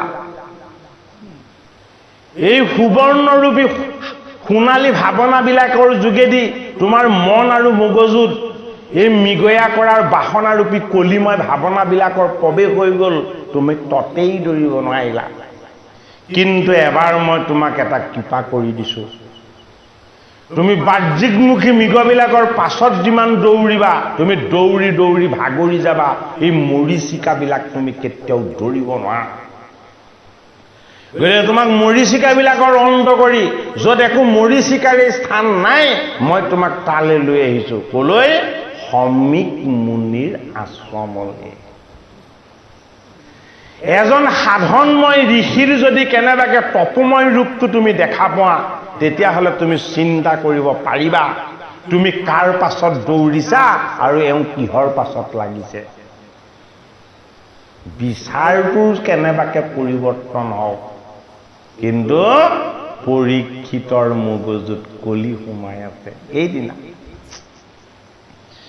ভৈল এই বিচাৰি নপাত জল হৈয়া মহাশান্ত, এই আচয়া সময় কপা আছে তাতে পখিলন্ত, এ দেখন্ত সমীক মুনি পদ্মাসন কৰি, এ বায়ু মন নিৰোধী আছা ধ্যান কৰি। সমীকনো কোন? আৰে ঈশ্বৰ কৃষ্ণৰে এজন বৈষ্ণৱ। এই বৈষ্ণৱজনক দেখাইছে তুমিও এনেকুৱা ধৰণৰ ধ্যানময় এটা জীৱন পাইছা। কিয় মৃগৰ পাছত দৌৰিছা? কাৰ কবলত পৰিলা তুমি? মই ব্ৰহ্মময় আনন্দ ঈশ্বৰৰ ফালে যাব বিচাৰিছো ভাৱ ভক্তিত, আৰু তুমি ক'ত দৌৰিছা? তুমি এই মৃগৰ পাছত দৌৰিছা, মায়াৰ পাছত দৌৰিছা। কৃষ্ণই পৰীক্ষিতক এটা কৃপা কৰি চাইছে, যদি কেনেবাকে ঋষিৰ চৰণত পৰীক্ষিতে স্পৰ্শ কৰি দিয়ে, পৰীক্ষিতৰ শিৰত থকা কলি আঁতৰি যাব। কিন্তু পৰীক্ষিতে পাহৰিলে, কিয়? মগজুত কলি আছে। যি পাণ্ডৱে ঋষিৰ চৰণত পুষ্প অৰ্পণ কৰি, ঋষিৰ চৰণ চুই সদায় সেৱা কৰি ভগৱান কৃষ্ণৰ আশীৰ্বাদ লয়, এইবাৰ পাণ্ডৱৰ নাতি পৰীক্ষিতে সেইজন সাধনময় ঋষিক ঈশ্বৰ বুলি চিনিয়েই নাপালে। হয়নে বাৰু? ঐ, আমাৰ লগত থকা পৰীক্ষিতৰ কথা কৈছে এয়া। আমাৰ লগত থকা জীৱৰূপী পৰীক্ষিতক কৈছে এয়া। হয়নে? ঐ, ইমান ডাঙৰ নামঘৰ বহিবলৈ কিমান ভকতৰ কাৰণে ঠাই আছে, সদায় খালী আছে চক। সকলো মায়ামিগৰ পাছত দৌৰি আছেনে নাই? আছেনে নাই? ভালকে চিকুটি চক। হয়নে বাৰু? এই অমৃতময় ভাগৱত কথাৰ অকণমান স্পৰ্শ পালে সেই মায়াৰ ভৱ ভয়টোৰ পৰা তেওঁলোক মুক্ত হৈ যাব নে নাযাব? হয়নে বাৰু? বোলে ভাগৱত নুশুনো, ভকতৰ চৰণকে সেৱা কৰি অকণমান আশীৰ্বাদ লওঁ। হয়নে? তেনেকে আহিবলৈও 120 ঘৰ মানুহৰ 120 জন মানুহৰ এতিয়ালৈকে 20 জনকহে কৃপা কৰিছে। হয়নে বাৰু? এয়া এই আমাৰ দৰে পৰীক্ষিত ৰূপী জীৱৰ কথাই কৈ আছে। আমি পৰীক্ষা কৰিও চালো, প্ৰমাণো পালো, আৰু আপোনালোকে নিজেও প্ৰমাণ পাইছে। হয়নে বাৰু? গতিকে কায় বাক্য মন এক কৰি ভগৱন্ত কৃষ্ণৰ চৰণত একান্তভাৱে সেৱা কৰিবলৈ পোৱাটো বৰ জটিল কাম। শ্ৰমিকে সাধনাৰ যোগেদি পৰীক্ষিতক শিকাব বিচাৰিছে, এই মায়াৰ ভ্ৰমৰূপী ভৱদৌৰটোৰ পৰা তুমি মুক্ত হোৱা। এইজন ঋষিয়েই বৈষ্ণৱ, এওঁ চৰণত সেৱা কৰি তোমাৰ শিৰত বাস কৰা কলিক তুমি তোমাৰ পৰা আঁতৰ কৰি দিয়া। কিন্তু ইয়াৰ পাছত কি হ'ব, সেয়া আমাৰ দৰে জীৱৰূপী পৰীক্ষিতৰ কথা ক'ব। হি দেশন্ত শ্ৰমিক মুনি পদ্মাসন কৰি, এ বায়ুমন নিৰোধিয়াই আছা ধ্যান ধৰি, এ মহাশান্ত চিত্ত আউল জাউল জতা ভাৰ, এ মিলি গৈল সমাধি চিন দিলয় অহংকাৰ, এ ভৈল ব্ৰহ্মময় নাহি দেহত চেতন,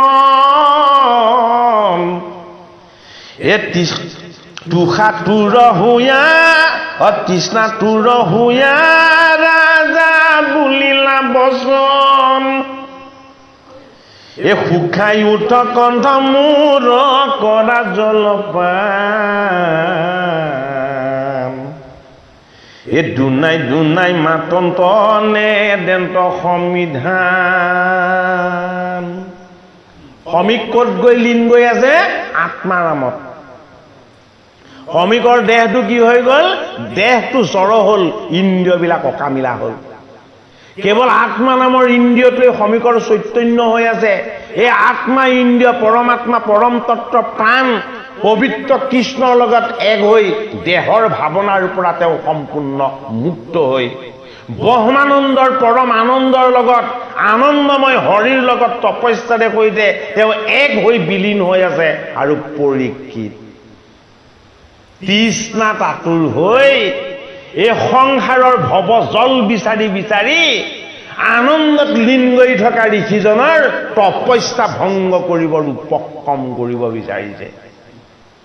হে ঋষি শ্ৰেষ্ঠ, হে ঋষি শ্ৰেষ্ঠ, মই তৃষ্ণাত এতিয়া মৰিম, মোক অকণমান জল দিয়া।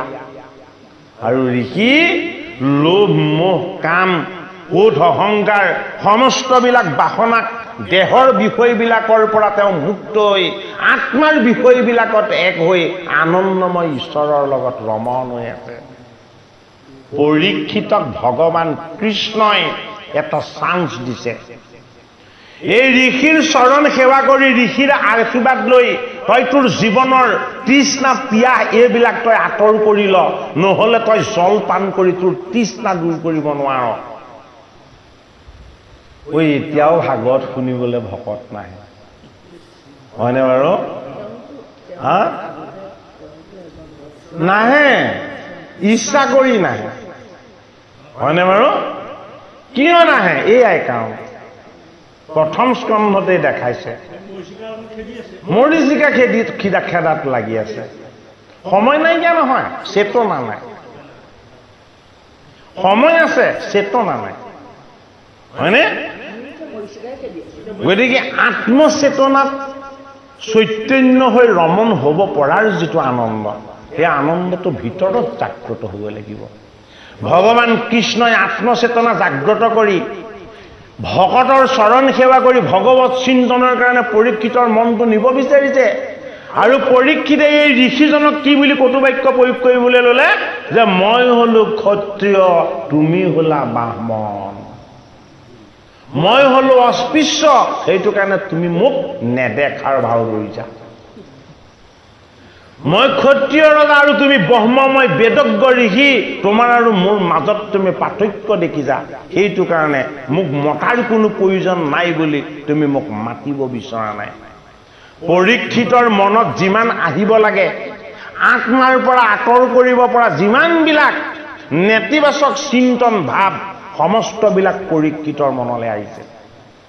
ভাগৱতৰ প্ৰথম স্কন্ধত ঐ আমাৰ দৰে জীৱৰূপী পৰীক্ষিতৰ কথা কৈছে। এয়া শ্ৰমিকময় সাধনময় ঋষিময় আমাক এটা জীৱন দিছে।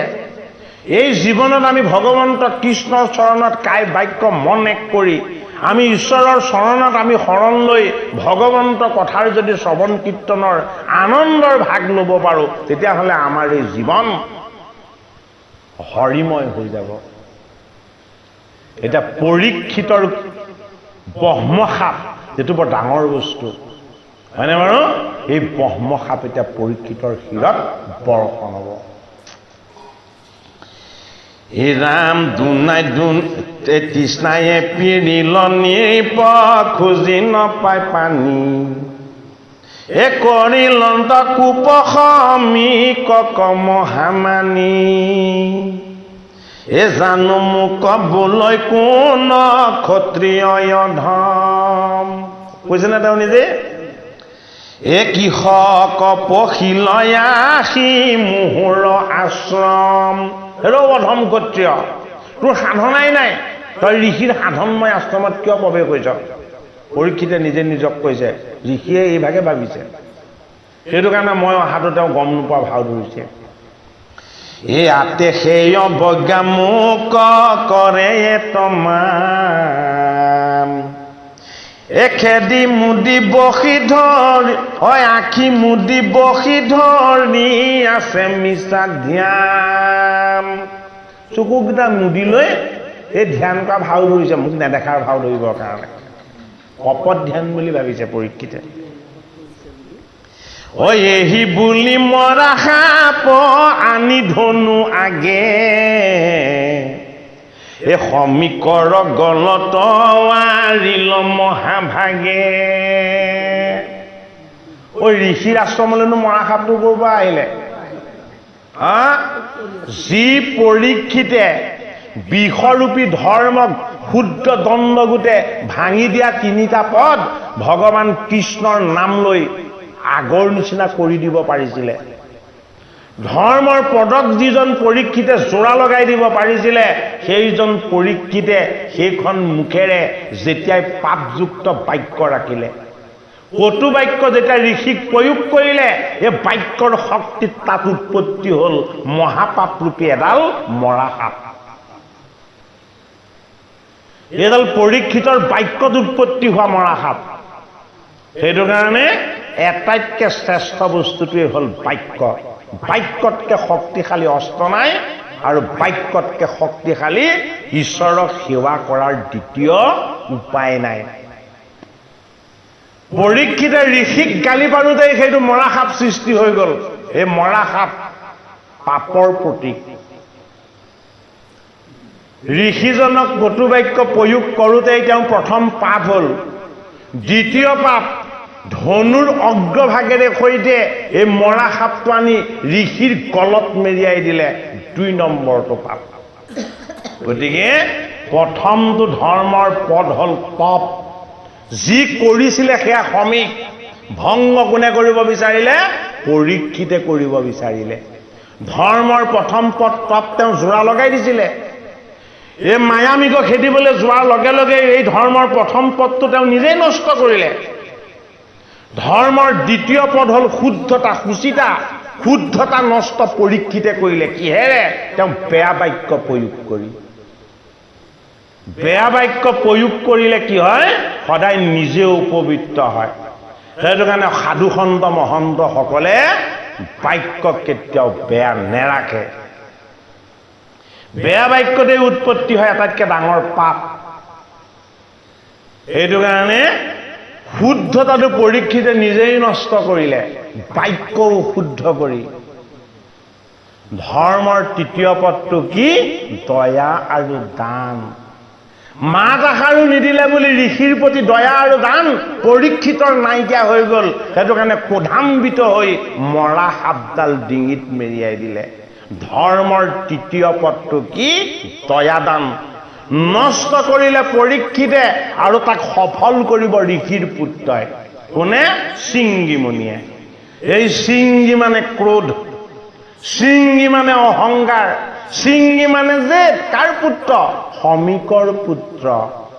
যেতিয়া সাধনাত থাকে তেতিয়া ক্ৰোধ অহংকাৰ পুত্ৰ ৰূপত আঁতৰত থাকে। যেতিয়াই সাধনাৰ পৰা সাৰ পাব এই ক্ৰোধ আৰু অহংকাৰবিলাক আহি আকৌ ভিতৰ সোমাব। সেইটো কাৰণে এয়াই হ'ল শৃংগী। সেইটো কাৰণে শৃংগীয়ে পিতৃৰ গলত মৰা সাপ দেখি কান্দিছে। ক'ব এতিয়া আমাক এই কথাখিনি বৰ ৰহস্যময়। এ হেন মন্দমতি নতু মিলে একো কালে, এ হস্তিনাপুৰক পাছে পাইলা মহি পালে, এ সমীকৰ তনয়তে যচি চিংগি আছে, এ ঋষি শিশু সমেখেৰি খেলাৱন্তে আছে। ঋষিৰ শিশু পুত্ৰবিলাকৰ লগত সমীক ঋষিৰ পুত্ৰ সিংগে খেলি আছিলে আঁতৰত। বৰ ডাঙৰ কথা এটা দেখাইছে দেই, যে জুইৰ লগত খেলা কৰিব নালাগে সৰু বুলি। হয়নে বাৰু? সাপৰ সৰু বৰ নাই। ঋষিৰ সাধনাত লাভ হোৱা সেই পুত্ৰ, তাৰ বাক্যই অগ্নিৰ ৰূপ ল'ব, ভস্ম কৰি দিব। হে ৰাম শুনিলে ধ্যানত আচন্ত মূৰ বাপ, অপৰীক্ষিত ৰাজা গলে আঁৰিলে কসাপ। খেলি থাকোঁতে কোনোবাই গৈ গ'লেগে, ঐ তোৰ দেউতাৰ সমীক ঋষিয়ে ধ্যান কৰি আছে আৰু পৰীক্ষিতে যায় গলত মৰা সাপ এটা মেৰিয়াই থৈ গৈছে। এই অধৰ কাম্পৈ কোপে জাজৈল সমান, অ ঋষি শিশু মধ্যে ক্ৰোধে দিলা সমিধান, ও দেখা দেখা কিনে কেনে নিপতিৰ অহংকাৰ, এ আমাতে লগাইলে হাত ইটো দুৰাচাৰ। ঋষিৰ পুত্ৰৰ খং উঠি গ'ল। আমি ৰজাৰ ৰাজসিক ভোগবিলাক আনন্দৰ ৰাজ্যৰ পৰা এই গভীৰ অৰণ্যৰ মাজত আঁতৰি আছোহি, যাতে ৰজাই পৰা কোনো পাপেই যাতে আমাক স্পৰ্শ কৰিব নোৱাৰে। আমি পুণ্যময় ভাৱনাত পবিত্ৰ স্থানত আমি হৰি সেৱা কৰি উপাসনা কৰি আমি তেওঁলোকৰ পৰা ইয়াত আঁতৰত আছোহি। আমি তেওঁলোকৰ পৰা একো বিচৰা নাই। কিন্তু মোৰ সাধনময় পিতৃৰ এই শুদ্ধ গলত এই দুষ্ট ৰজাজনে কি বুলি ভাবি এই অপবিত্ৰ মৰা সাপটো আঁৰি দিব পাৰিলে? ক'ত সাহস কৰিলে ইমান? ৰজাৰো পাপৰ এটা সীমা থাকিব লাগিব। ইমান বেছি পাপ কৰিবলৈ এজন দুৰ্মতি ৰজাই কেনেকে সাহস কৰিলে? ঋষিৰ পুত্ৰৰ ক্ৰোধ গৈ একদম তুংগত উঠিলে। ইয়াৰ প্ৰতিকাৰ কৰিব লাগিব। ভৱিষ্যতে এই পৃথিৱীত কোনো ৰজাই কোনো সাধনময় ঋষিৰ গলত বা দেহত কেতিয়াও যাতে স্পৰ্শ কৰিবলৈ সাহস নকৰে, এনেকুৱা ধৰণৰ প্ৰতিকাৰ কৰিব লাগিব। কোনে কৈ আছে কথাখিনি? 28 সহস্ৰ ঋষিক খুদ ভগৱানে কৈ আছে নৈমিষ ক্ষেত্ৰত। এই পৰীক্ষিত নৃপতিয়ে ধৰ্ম আৰু পৃথিৱীৰ কথোপকথনৰ তত্ত্বত ধৰ্মত পদযোৰা লগাইছিলে আৰু কালৰূপী কলিয়ে ভগৱন্ত প্ৰভুৱে এই পৰীক্ষিতক মৃগয়ালে নি কি ব্যৱস্থা কৰিলে, কি কৰিলে, এই কথাও এই ঋষি সমাজ তোমালোকে শুনি লোৱা। কি বুজাইছে? 1000 বছৰ যজ্ঞ কৰি সময় নষ্ট কৰাটো তোমালোকৰ দুখ নহয়। পৰীক্ষিতেও এটা ডাঙৰ পাপ কৰিছিল, এই পাপৰ প্ৰায়শ্চিত্ত ৰূপেহে তেওঁ ভাগৱত শুনিবলৈ পাইছে। এই কথাখিনি বুজাইছে আওপকীয়াকে ভাগৱতত। হে ৰাম সমীপতে জানিলো মিলিলয়াৰ কাল, এ বামনে খেপাতো ক্ষত্ৰিয় কদাৰ পাল। গম পাই গৈছো আমি বাহ্মণে খেতিয়ক, ক্ষত্ৰিয়ক কি কৰো? আমাৰ দুৱাৰত ৰখীয়া পাতো। দুৱাৰৰ ৰখীয়া হৈ ইমান সাহস কৰিবলৈ কোন? কিয় দুৱাৰৰ ৰখীয়া? পৰীক্ষিতৰ ৰাজ্যত পাপ নাহক, কলি নাহক, তাপ নাহক, কষ্ট নাহক, তাৰ কাৰণে সমীকে ধ্যান কৰিছে। সমীকে ধ্যান কেৱল নিজৰ মংগলৰ কাৰণে কৰা নাই, গোটেই জম্বুদ্বীপৰ মংগলৰ কাৰণে ধ্যান কৰিছে। এইটো কাৰণে ঋষিৰ চৰণ চুই সেৱা কৰি আশীৰ্বাদ লোৱা হয়। কোনে লয়? ৰজাই সেৱা কৰে, প্ৰজাই সেৱা কৰে, সকলোৱে সেৱা কৰে। কিয়? তেওঁলোকৰ মনটো, ভাৱটো, চিন্তনটো জগতৰ কাৰণে সদায় কল্যাণমুখী। হে ৰাম দুৰ্জনৰ শান্তা কৃষ্ণ গৈল মাত্ৰ এৰি, এ দাস হুঞা স্বামীতে আচৰয় দ্ৰোহ ঘোৰ, গৃহস্থকে মাৰো যেন কুকুৰে কামোৰ।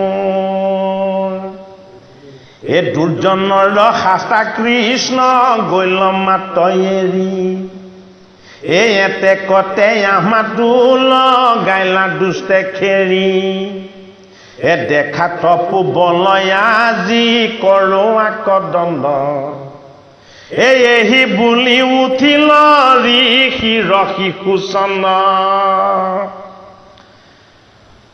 এ কোপে আৰু কত আখি দশন সুবাদ, এ কৌশিকৰ জল চুয়া কৰিলাই আচান্দ।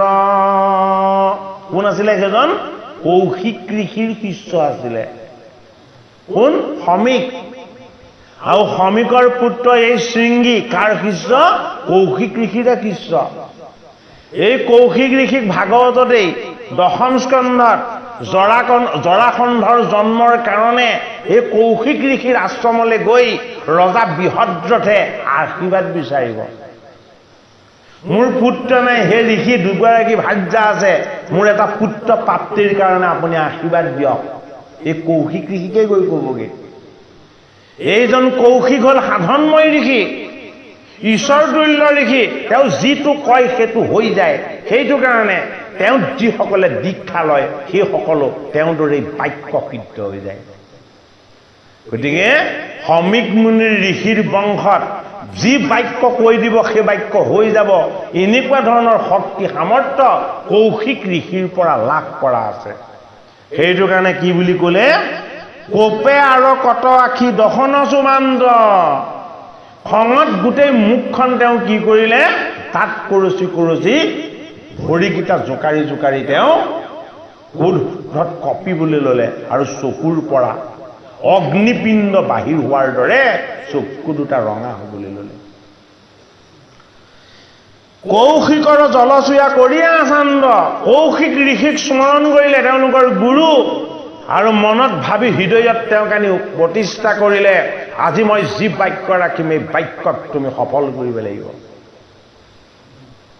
ঋষিৰ পুত্ৰই এ দিবে লাগিলানি প্ৰতীক চন্দ্ৰসাপ এ পিতিক কৰিলি দোহা পৰীক্ষিত বাপ পৰীক্ষিত পাপ এ সপ্তম দিৱসে তোক তক্ষকে দংশুক এ বিষ বনি লাগিয়া শৰীৰ ভস্ম হৌগ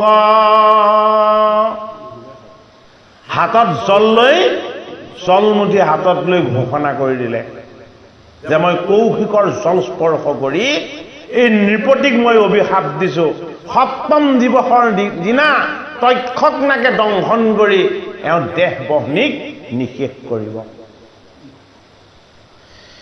হে ৰাম আউৰ যেন আনে দুহ নকৰৈ ঋষি ঐ এহি বুলি লৰি গয়া দেখিলা প্ৰীতি। আৰু কোনো ধৰণৰ ৰজাই বা ক্ষত্ৰিয়ই ঋষিক যাতে এনেদৰে পাপৰ ভাগ দিবলৈ যাতে সাহস নকৰে। মই ইয়াৰ প্ৰতিকাৰ প্ৰথম কৰি লৈছো আৰু এতিয়া মই মোৰ পিতৃৰ ওচৰলৈ যাওঁ। শমিকে গম নাপায়, শমিকে ব্ৰহ্মানন্দত লীন হৈ আছে। এই মৰা সাপ গোটই আছে গলত মেহাই পিতৃৰ অৱস্থা দেখি অগনি উধাই এ মৰিলন্ত বাপ বুলি শিশুৰ বিষান এ কান্দন্ত লোটাৰি পাৰি কৰি আতনাম এ পুত্ৰৰ বিলাপ আতি আঁতৰাব শুনি কিছু কিছু কৰিছ ঘুমেলিলন্ত মুনি। পুত্ৰ পিতৃ মাতৃৰ কাৰণে প্ৰাণ। পৰীক্ষিতে চিঞৰি চিঞৰি ঋষিৰ পৰা মাত উলিয়াব নোৱাৰিলে। পুত্ৰই যেতিয়া চিঞৰি চিঞৰি কান্দি দিলে ঋষিৰ ধ্যান ভংগ হৈ গ'ল। লাহে লাহে তেওঁ ধ্যানৰ পৰা আঁতৰি এই জগতখনতনো কি ঘটিছে, মই ব্ৰহ্মময় ঈশ্বৰ সুখৰ আনন্দ লৈ থাকোঁতেও কোনেনো কন্দন কৰি এই আনন্দত ব্যাঘাত জন্মাইছে বুলি তেওঁ যেতিয়া চকু দুটা লাহে লাহে মেলিলে ৰাম গলৰ পেলাইলা পাছে মৃতক সৰ্পক এ পুতক বুলন্ত বৎস কান্দন্ত কৃষক। ডিঙিৰ পৰা মৰা সাপটো দলিয়াই পেলাই দিলে আৰু পুত্ৰক সুধিছে, হে পুত্ৰ তইনো কিয় কান্দিছ, কি জবৰত কান্দিছ? এ কৰিল অপ্ৰিয় কোনে কেন হেন দুখ এ কহিলা বৃত্তান্ত চিংগি বস্তে মুচি মুখ। তোকনো কোনে অনিষ্ট কৰিলে ইমানকে কান্দিবলৈ? আৰু চিংগিমুনিয়ে কাপোৰখনেৰে সৈতে মুখখন মুচি মুচি কান্দোন বন্ধ কৰি পিতৃ জীয়াই আছে বুলি ভাবিলে যে মোৰ পিতৃ মৰা নাই, মৰা সাপ মেৰিয়াই থওঁতে মৰি আছে বুলি ভাবিছিলে, হয়নে বাৰু? মোৰ পিতৃ জীয়াই আছে। আৰু তেতিয়া গোটেই কাহিনীটো কৈ দিলে যে মই খেলি আছিলোঁ, খেলি থাকোঁতে বন্ধুবিলাকে মোক ক'লেগৈ তোৰ পিতৃৰ ডিঙিত পৰীক্ষিত নামৰ জম্বুদ্বীপৰ ৰজাই আহি এটা মৰা সাপ মেৰিয়াই থৈ গৈছে। মই লগে লগে খুব ক্ৰোধান্বিত হৈ গ'লো। এই ক্ৰোধৰ বহ্নিত মই হাতত জল ল'লোঁ আৰু আমাৰ ঋষি কৌশিকৰ জলেৰে সৈতে মই তেওঁক ব্ৰহ্ম সাপ দি দিলোঁ। 7 দিনতেই তক্ষকে দংশন কৰি তেওঁক মৃত্যু দিব। এনে পাপ যাতে কোনো ৰজাই পৃথিৱীত দ্বিতীয়বাৰ কৰিবলৈ সাহস নকৰে, মই তাৰ প্ৰতিকাৰ কৰিলোঁ। হে ৰাম গলে সাপে দিলা জল নপাই নিপপা এ তক্ষকে দংশক বুলি মই দিলো এ শুনি সমীকৰ খেদ মিলিল অপাৰ গৰহিলি পুতক কৰিয়া তিৰস্কাৰ কিনো তই অবুধয় ধম শিশু চন্দ অল্প অপৰাধে কৰ প্ৰাণান্তিক দণ্ড হেৰৌ অবুধ শিশু কিমান অন্যায় কৰিলে তই এই জগতত এইটোৰ নিচিনা ডাঙৰ পাপ আৰু অন্যায় হোৱা নাই জগতত ৰজাই পাপ কৰা নাই পাপ তই ঋষিৰ পুত্ৰ হৈ কৰিলি কি পাপ কৰিলি তই ধাৰ্মিক ৰজা পৰীক্ষিত পাণ্ডৱৰ বংশৰ এই বৈষ্ণৱ ৰজাজনক তই যে মৃত্যুৰ অভিসম্পাত দিলি এইটোতকে ডাঙৰ পাপ একো হোৱা নাই মোৰ গলত এটা মৰা সাপ মেৰিয়াইছিলে আৰু তই কাল সাপ ৰূপী তই তেওঁৰ শিৰত এটা জীয়া সাপ মেলি দিলি দুটা বস্তু এটা মৰা সাপ ঈশ্বৰে আমাক মাৰি থৈছে ঈশ্বৰে আমাক প্ৰত্যেককে মাৰি থৈছে কোনদিনাখন মাৰি থৈছে যিদিনাখন আমি জন্ম লৈছো জাতস্ৰাহে ধ্ৰুৱ মৃত্যু ধ্ৰুৱং জন্ম মৃতস্য তস্মাৎ পৰিহাৰাৰ্থে নতুং সুষে তমো হাসি হে অৰ্জুন তুমি কাক মাৰিম বুলি কৈছা এই সকলক তুমি কাকো মাৰিব নোৱাৰা তুমি কাকো মৰাৰ কথাও নাই বোলে কি মই যাক জন্ম দিওঁ তাক মই মৃত্যু দি পঠাওঁ এই জন্ম আৰু মৃত্যু বিষয়ক কথালৈ তুমি একো চিন্তাই নকৰিবা যিজনক মই জন্ম দিছো সেইজনক মই লগত মৃত্যু দি পঠিয়াইছো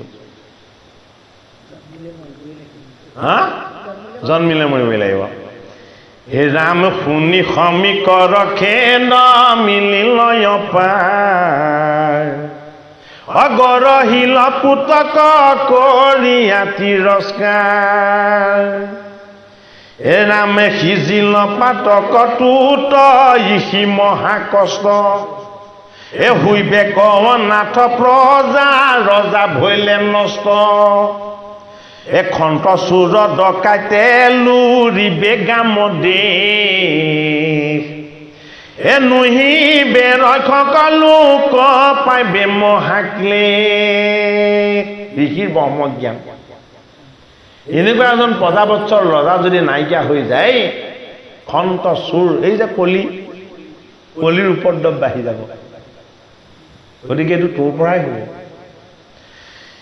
অন্য মৰিবে কটা কটি কৰি অস্থি ধন সৰ্বস্ব নিবয় পহৰি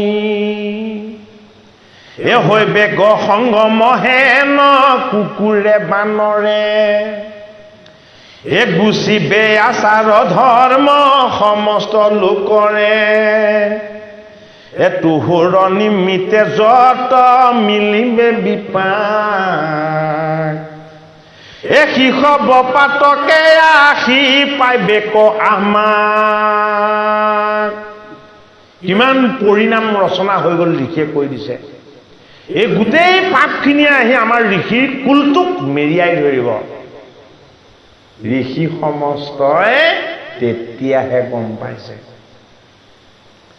যে এই অভিসম্বাদৰ পৰা উৎপত্তি হোৱা পাপৰ কাৰণেই আমি হাজাৰ বছৰ যজ্ঞ কৰি নলগা জেঙাত লাগি থাকিব লগা হ'ল পৰীক্ষিত সাপৰ পৰা উদ্ধাৰ হৈ ঈশ্বৰক লীন যোৱাৰ পাছতে আমি সেই কৃপাটো পাইছো কিয় ঋষিৰ বংশত আপোনা আপুনি পাপ হৈ গ'ল গতিকে সৌনক সংবাদ এয়া সাধাৰণ সংবাদ নহয় ঋষিৰ বংশত যে অভিসম্পাত লাগি আছিলে আওপকীয়াকে সেই কথাটো সুতমুনিয়ে 28 সহস্ৰ ঋষিক জনাইছে যে এজন বৈষ্ণৱ ৰজাক তোমালোকৰ এজন ঋষিয়ে অভিসম্পাত দিছিলে এই অভিসম্পাতৰ পৰা উৎপত্তি হোৱা যি মহাপাপ এই মহাপাপৰ কাৰণে তোমালোকেও জ্ঞান কৰ্মত সহস্ৰ বছৰ লাগি থাকিব লগা হ'ল ঈশ্বৰৰ চৈতন্য বস্তুৰ ভাগ তোমালোকে নেপালা কিন্তু অভিসম্পাত বা পৰীক্ষিত 7 দিনতেই উদ্ধাৰ হৈ গ'ল এই কথা এই মহাভাগৱত ৰজা পৰম নিষ্পাপ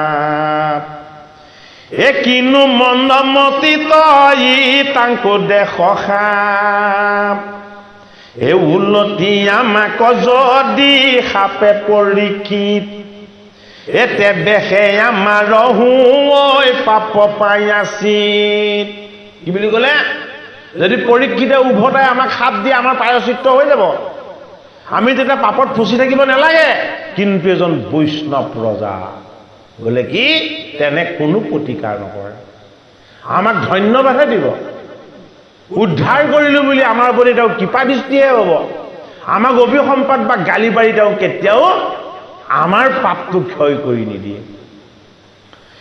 এ জানো কৃষ্ণ দাসে হেন নকৰৈ বিঘাত এ অমোচন পাপইটো থাকিল আমাৰ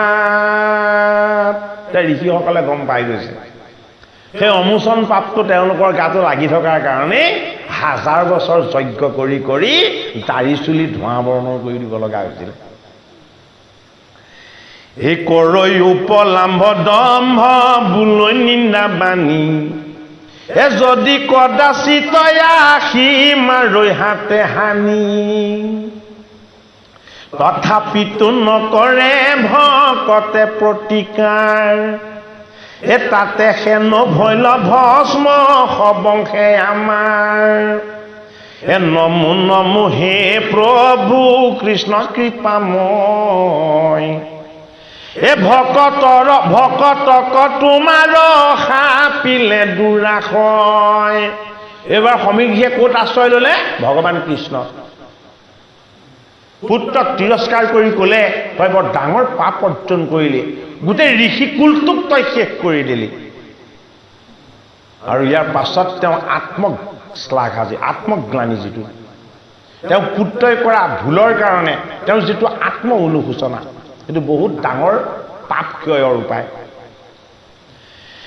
এই অজ্ঞানীৰ দুখয়া বে মোৰ ৰখিও বাপ ঐ এহি বুলি সমীকে কৰিলে অনুতাপ এ ৰাজা ৰস পাশক লাগি পাঞ্চিলা শিচক অচিংগি সপিলে কটাংক তক্ষকে খাইবে ক গৌৰমুখ নামৰ এজন সমীকৰ শিষ্যক পৰীক্ষিতৰ ওচৰলৈ পঠাই দিলে কিয় পঠাই দিলে ৰজাই গমেই নাপায় 7 দিনত যে তেওঁক তক্ষকে দংশন কৰি মৃত্যু দিব হয়নে বাৰু সেইটো কাৰণে সমীক ঋষিয়ে কি কৰিছে যে আমাৰ যি পাপ হ'ল এই 7 দিনতো যদি ৰজাই কিবা এটা প্ৰতিকাৰ কৰিব পাৰে তেতিয়াও আমি উদ্ধাৰ হওঁ সেই প্ৰতিকাৰটো কৰিবলৈ যত্ন কৰাৰ কাৰণেহে 28 সহস্ৰ ঋষিয়ে ভাগৱত শ্ৰৱণ কৰিবলৈ পাইছে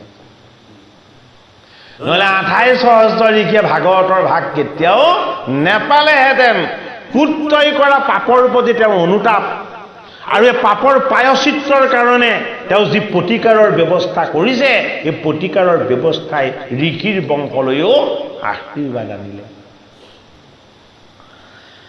হে ৰাম এ যেন লাগে আবে হোন তোক সাৱধান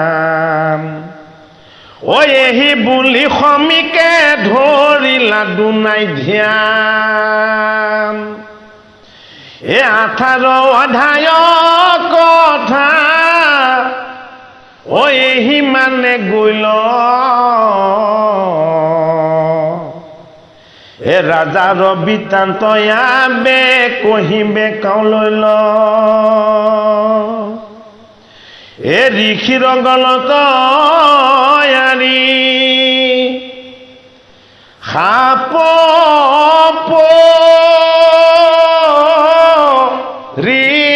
ঋষিত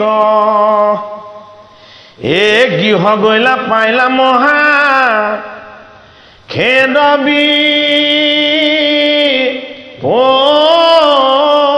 পৰিত এ কৰিগৰ হিত কৰ্ম ও পাইল চিন্তা দুখে এ মনত গুণ দলে বসি অধুমুখে হৰিনাম এ ৰাম ৰাম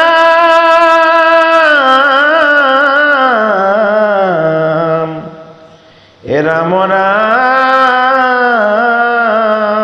ৰাম। সিফালে সমীকে ধ্যান ধৰিছে। কিয়?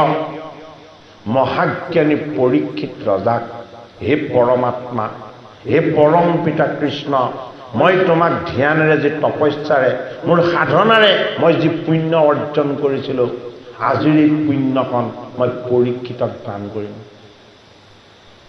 কাৰ পুণ্যখিনি দান কৰিব? ঋষি সমীকে গোটেই জীৱন জুৰি যিকণ পুণ্য সাধন কৰিছিল, সেই গোটেই পুণ্যকণ এইবাৰ তেওঁ পৰীক্ষিতক দান কৰিব। বোলে কিয়? মই ঋষিৰ বংশক, মোৰ পুত্ৰই কৰা যি পাপ, সেই পাপৰ পৰা অকণমান হ'লেও মুক্ত কৰিব বিচাৰোঁ। গতিকে যেতিয়াই ঋষিয়ে ধ্যান আৰম্ভ কৰি দিলে, এইফালে পৰীক্ষিতৰ মনত অনুশোচনা আৰম্ভ হ'বলৈ ল'লে। ধৰ্মই পৃথিৱীৰ কথোপকথনত এটা বাক্য কৈছিল পৰীক্ষিতক। কি বুলি কৈছিলে? আত্মাই আত্মাক কষ্ট দিয়ে। আৰু তাতে এটা কথা নিহিত হৈ আছে যিটো আমাক কোৱা নাছিলে। সেইটো কি? আত্মাই আত্মাক আনন্দ দিয়ে। আমাক এইটোহে ধৰ্মই ক'লে যে আত্মাই আত্মাক কষ্ট দিয়ে, এইটো ক'লে। সমীকৰ সাধনাৰ দ্বাৰা আমাক বুজাই দিলে আত্মাই আত্মাক আনন্দৰ ভাগ দিয়ে। গতিকে এই আনন্দৰ ভাগ যাতে আমি ভাগৱত কথা শ্ৰৱণ কীৰ্তন কৰি আমি সকলোৱে একেলগে লৈ থাকিব পাৰোঁ। অহাভাগী পাঠত পৰীক্ষিতৰ অনুশোচনা আৰু গংগাৰ পাৰলৈ পৰীক্ষিতৰ যাত্ৰা, সেইভাগী পাঠ আমাৰ আৰম্ভ হ'ব।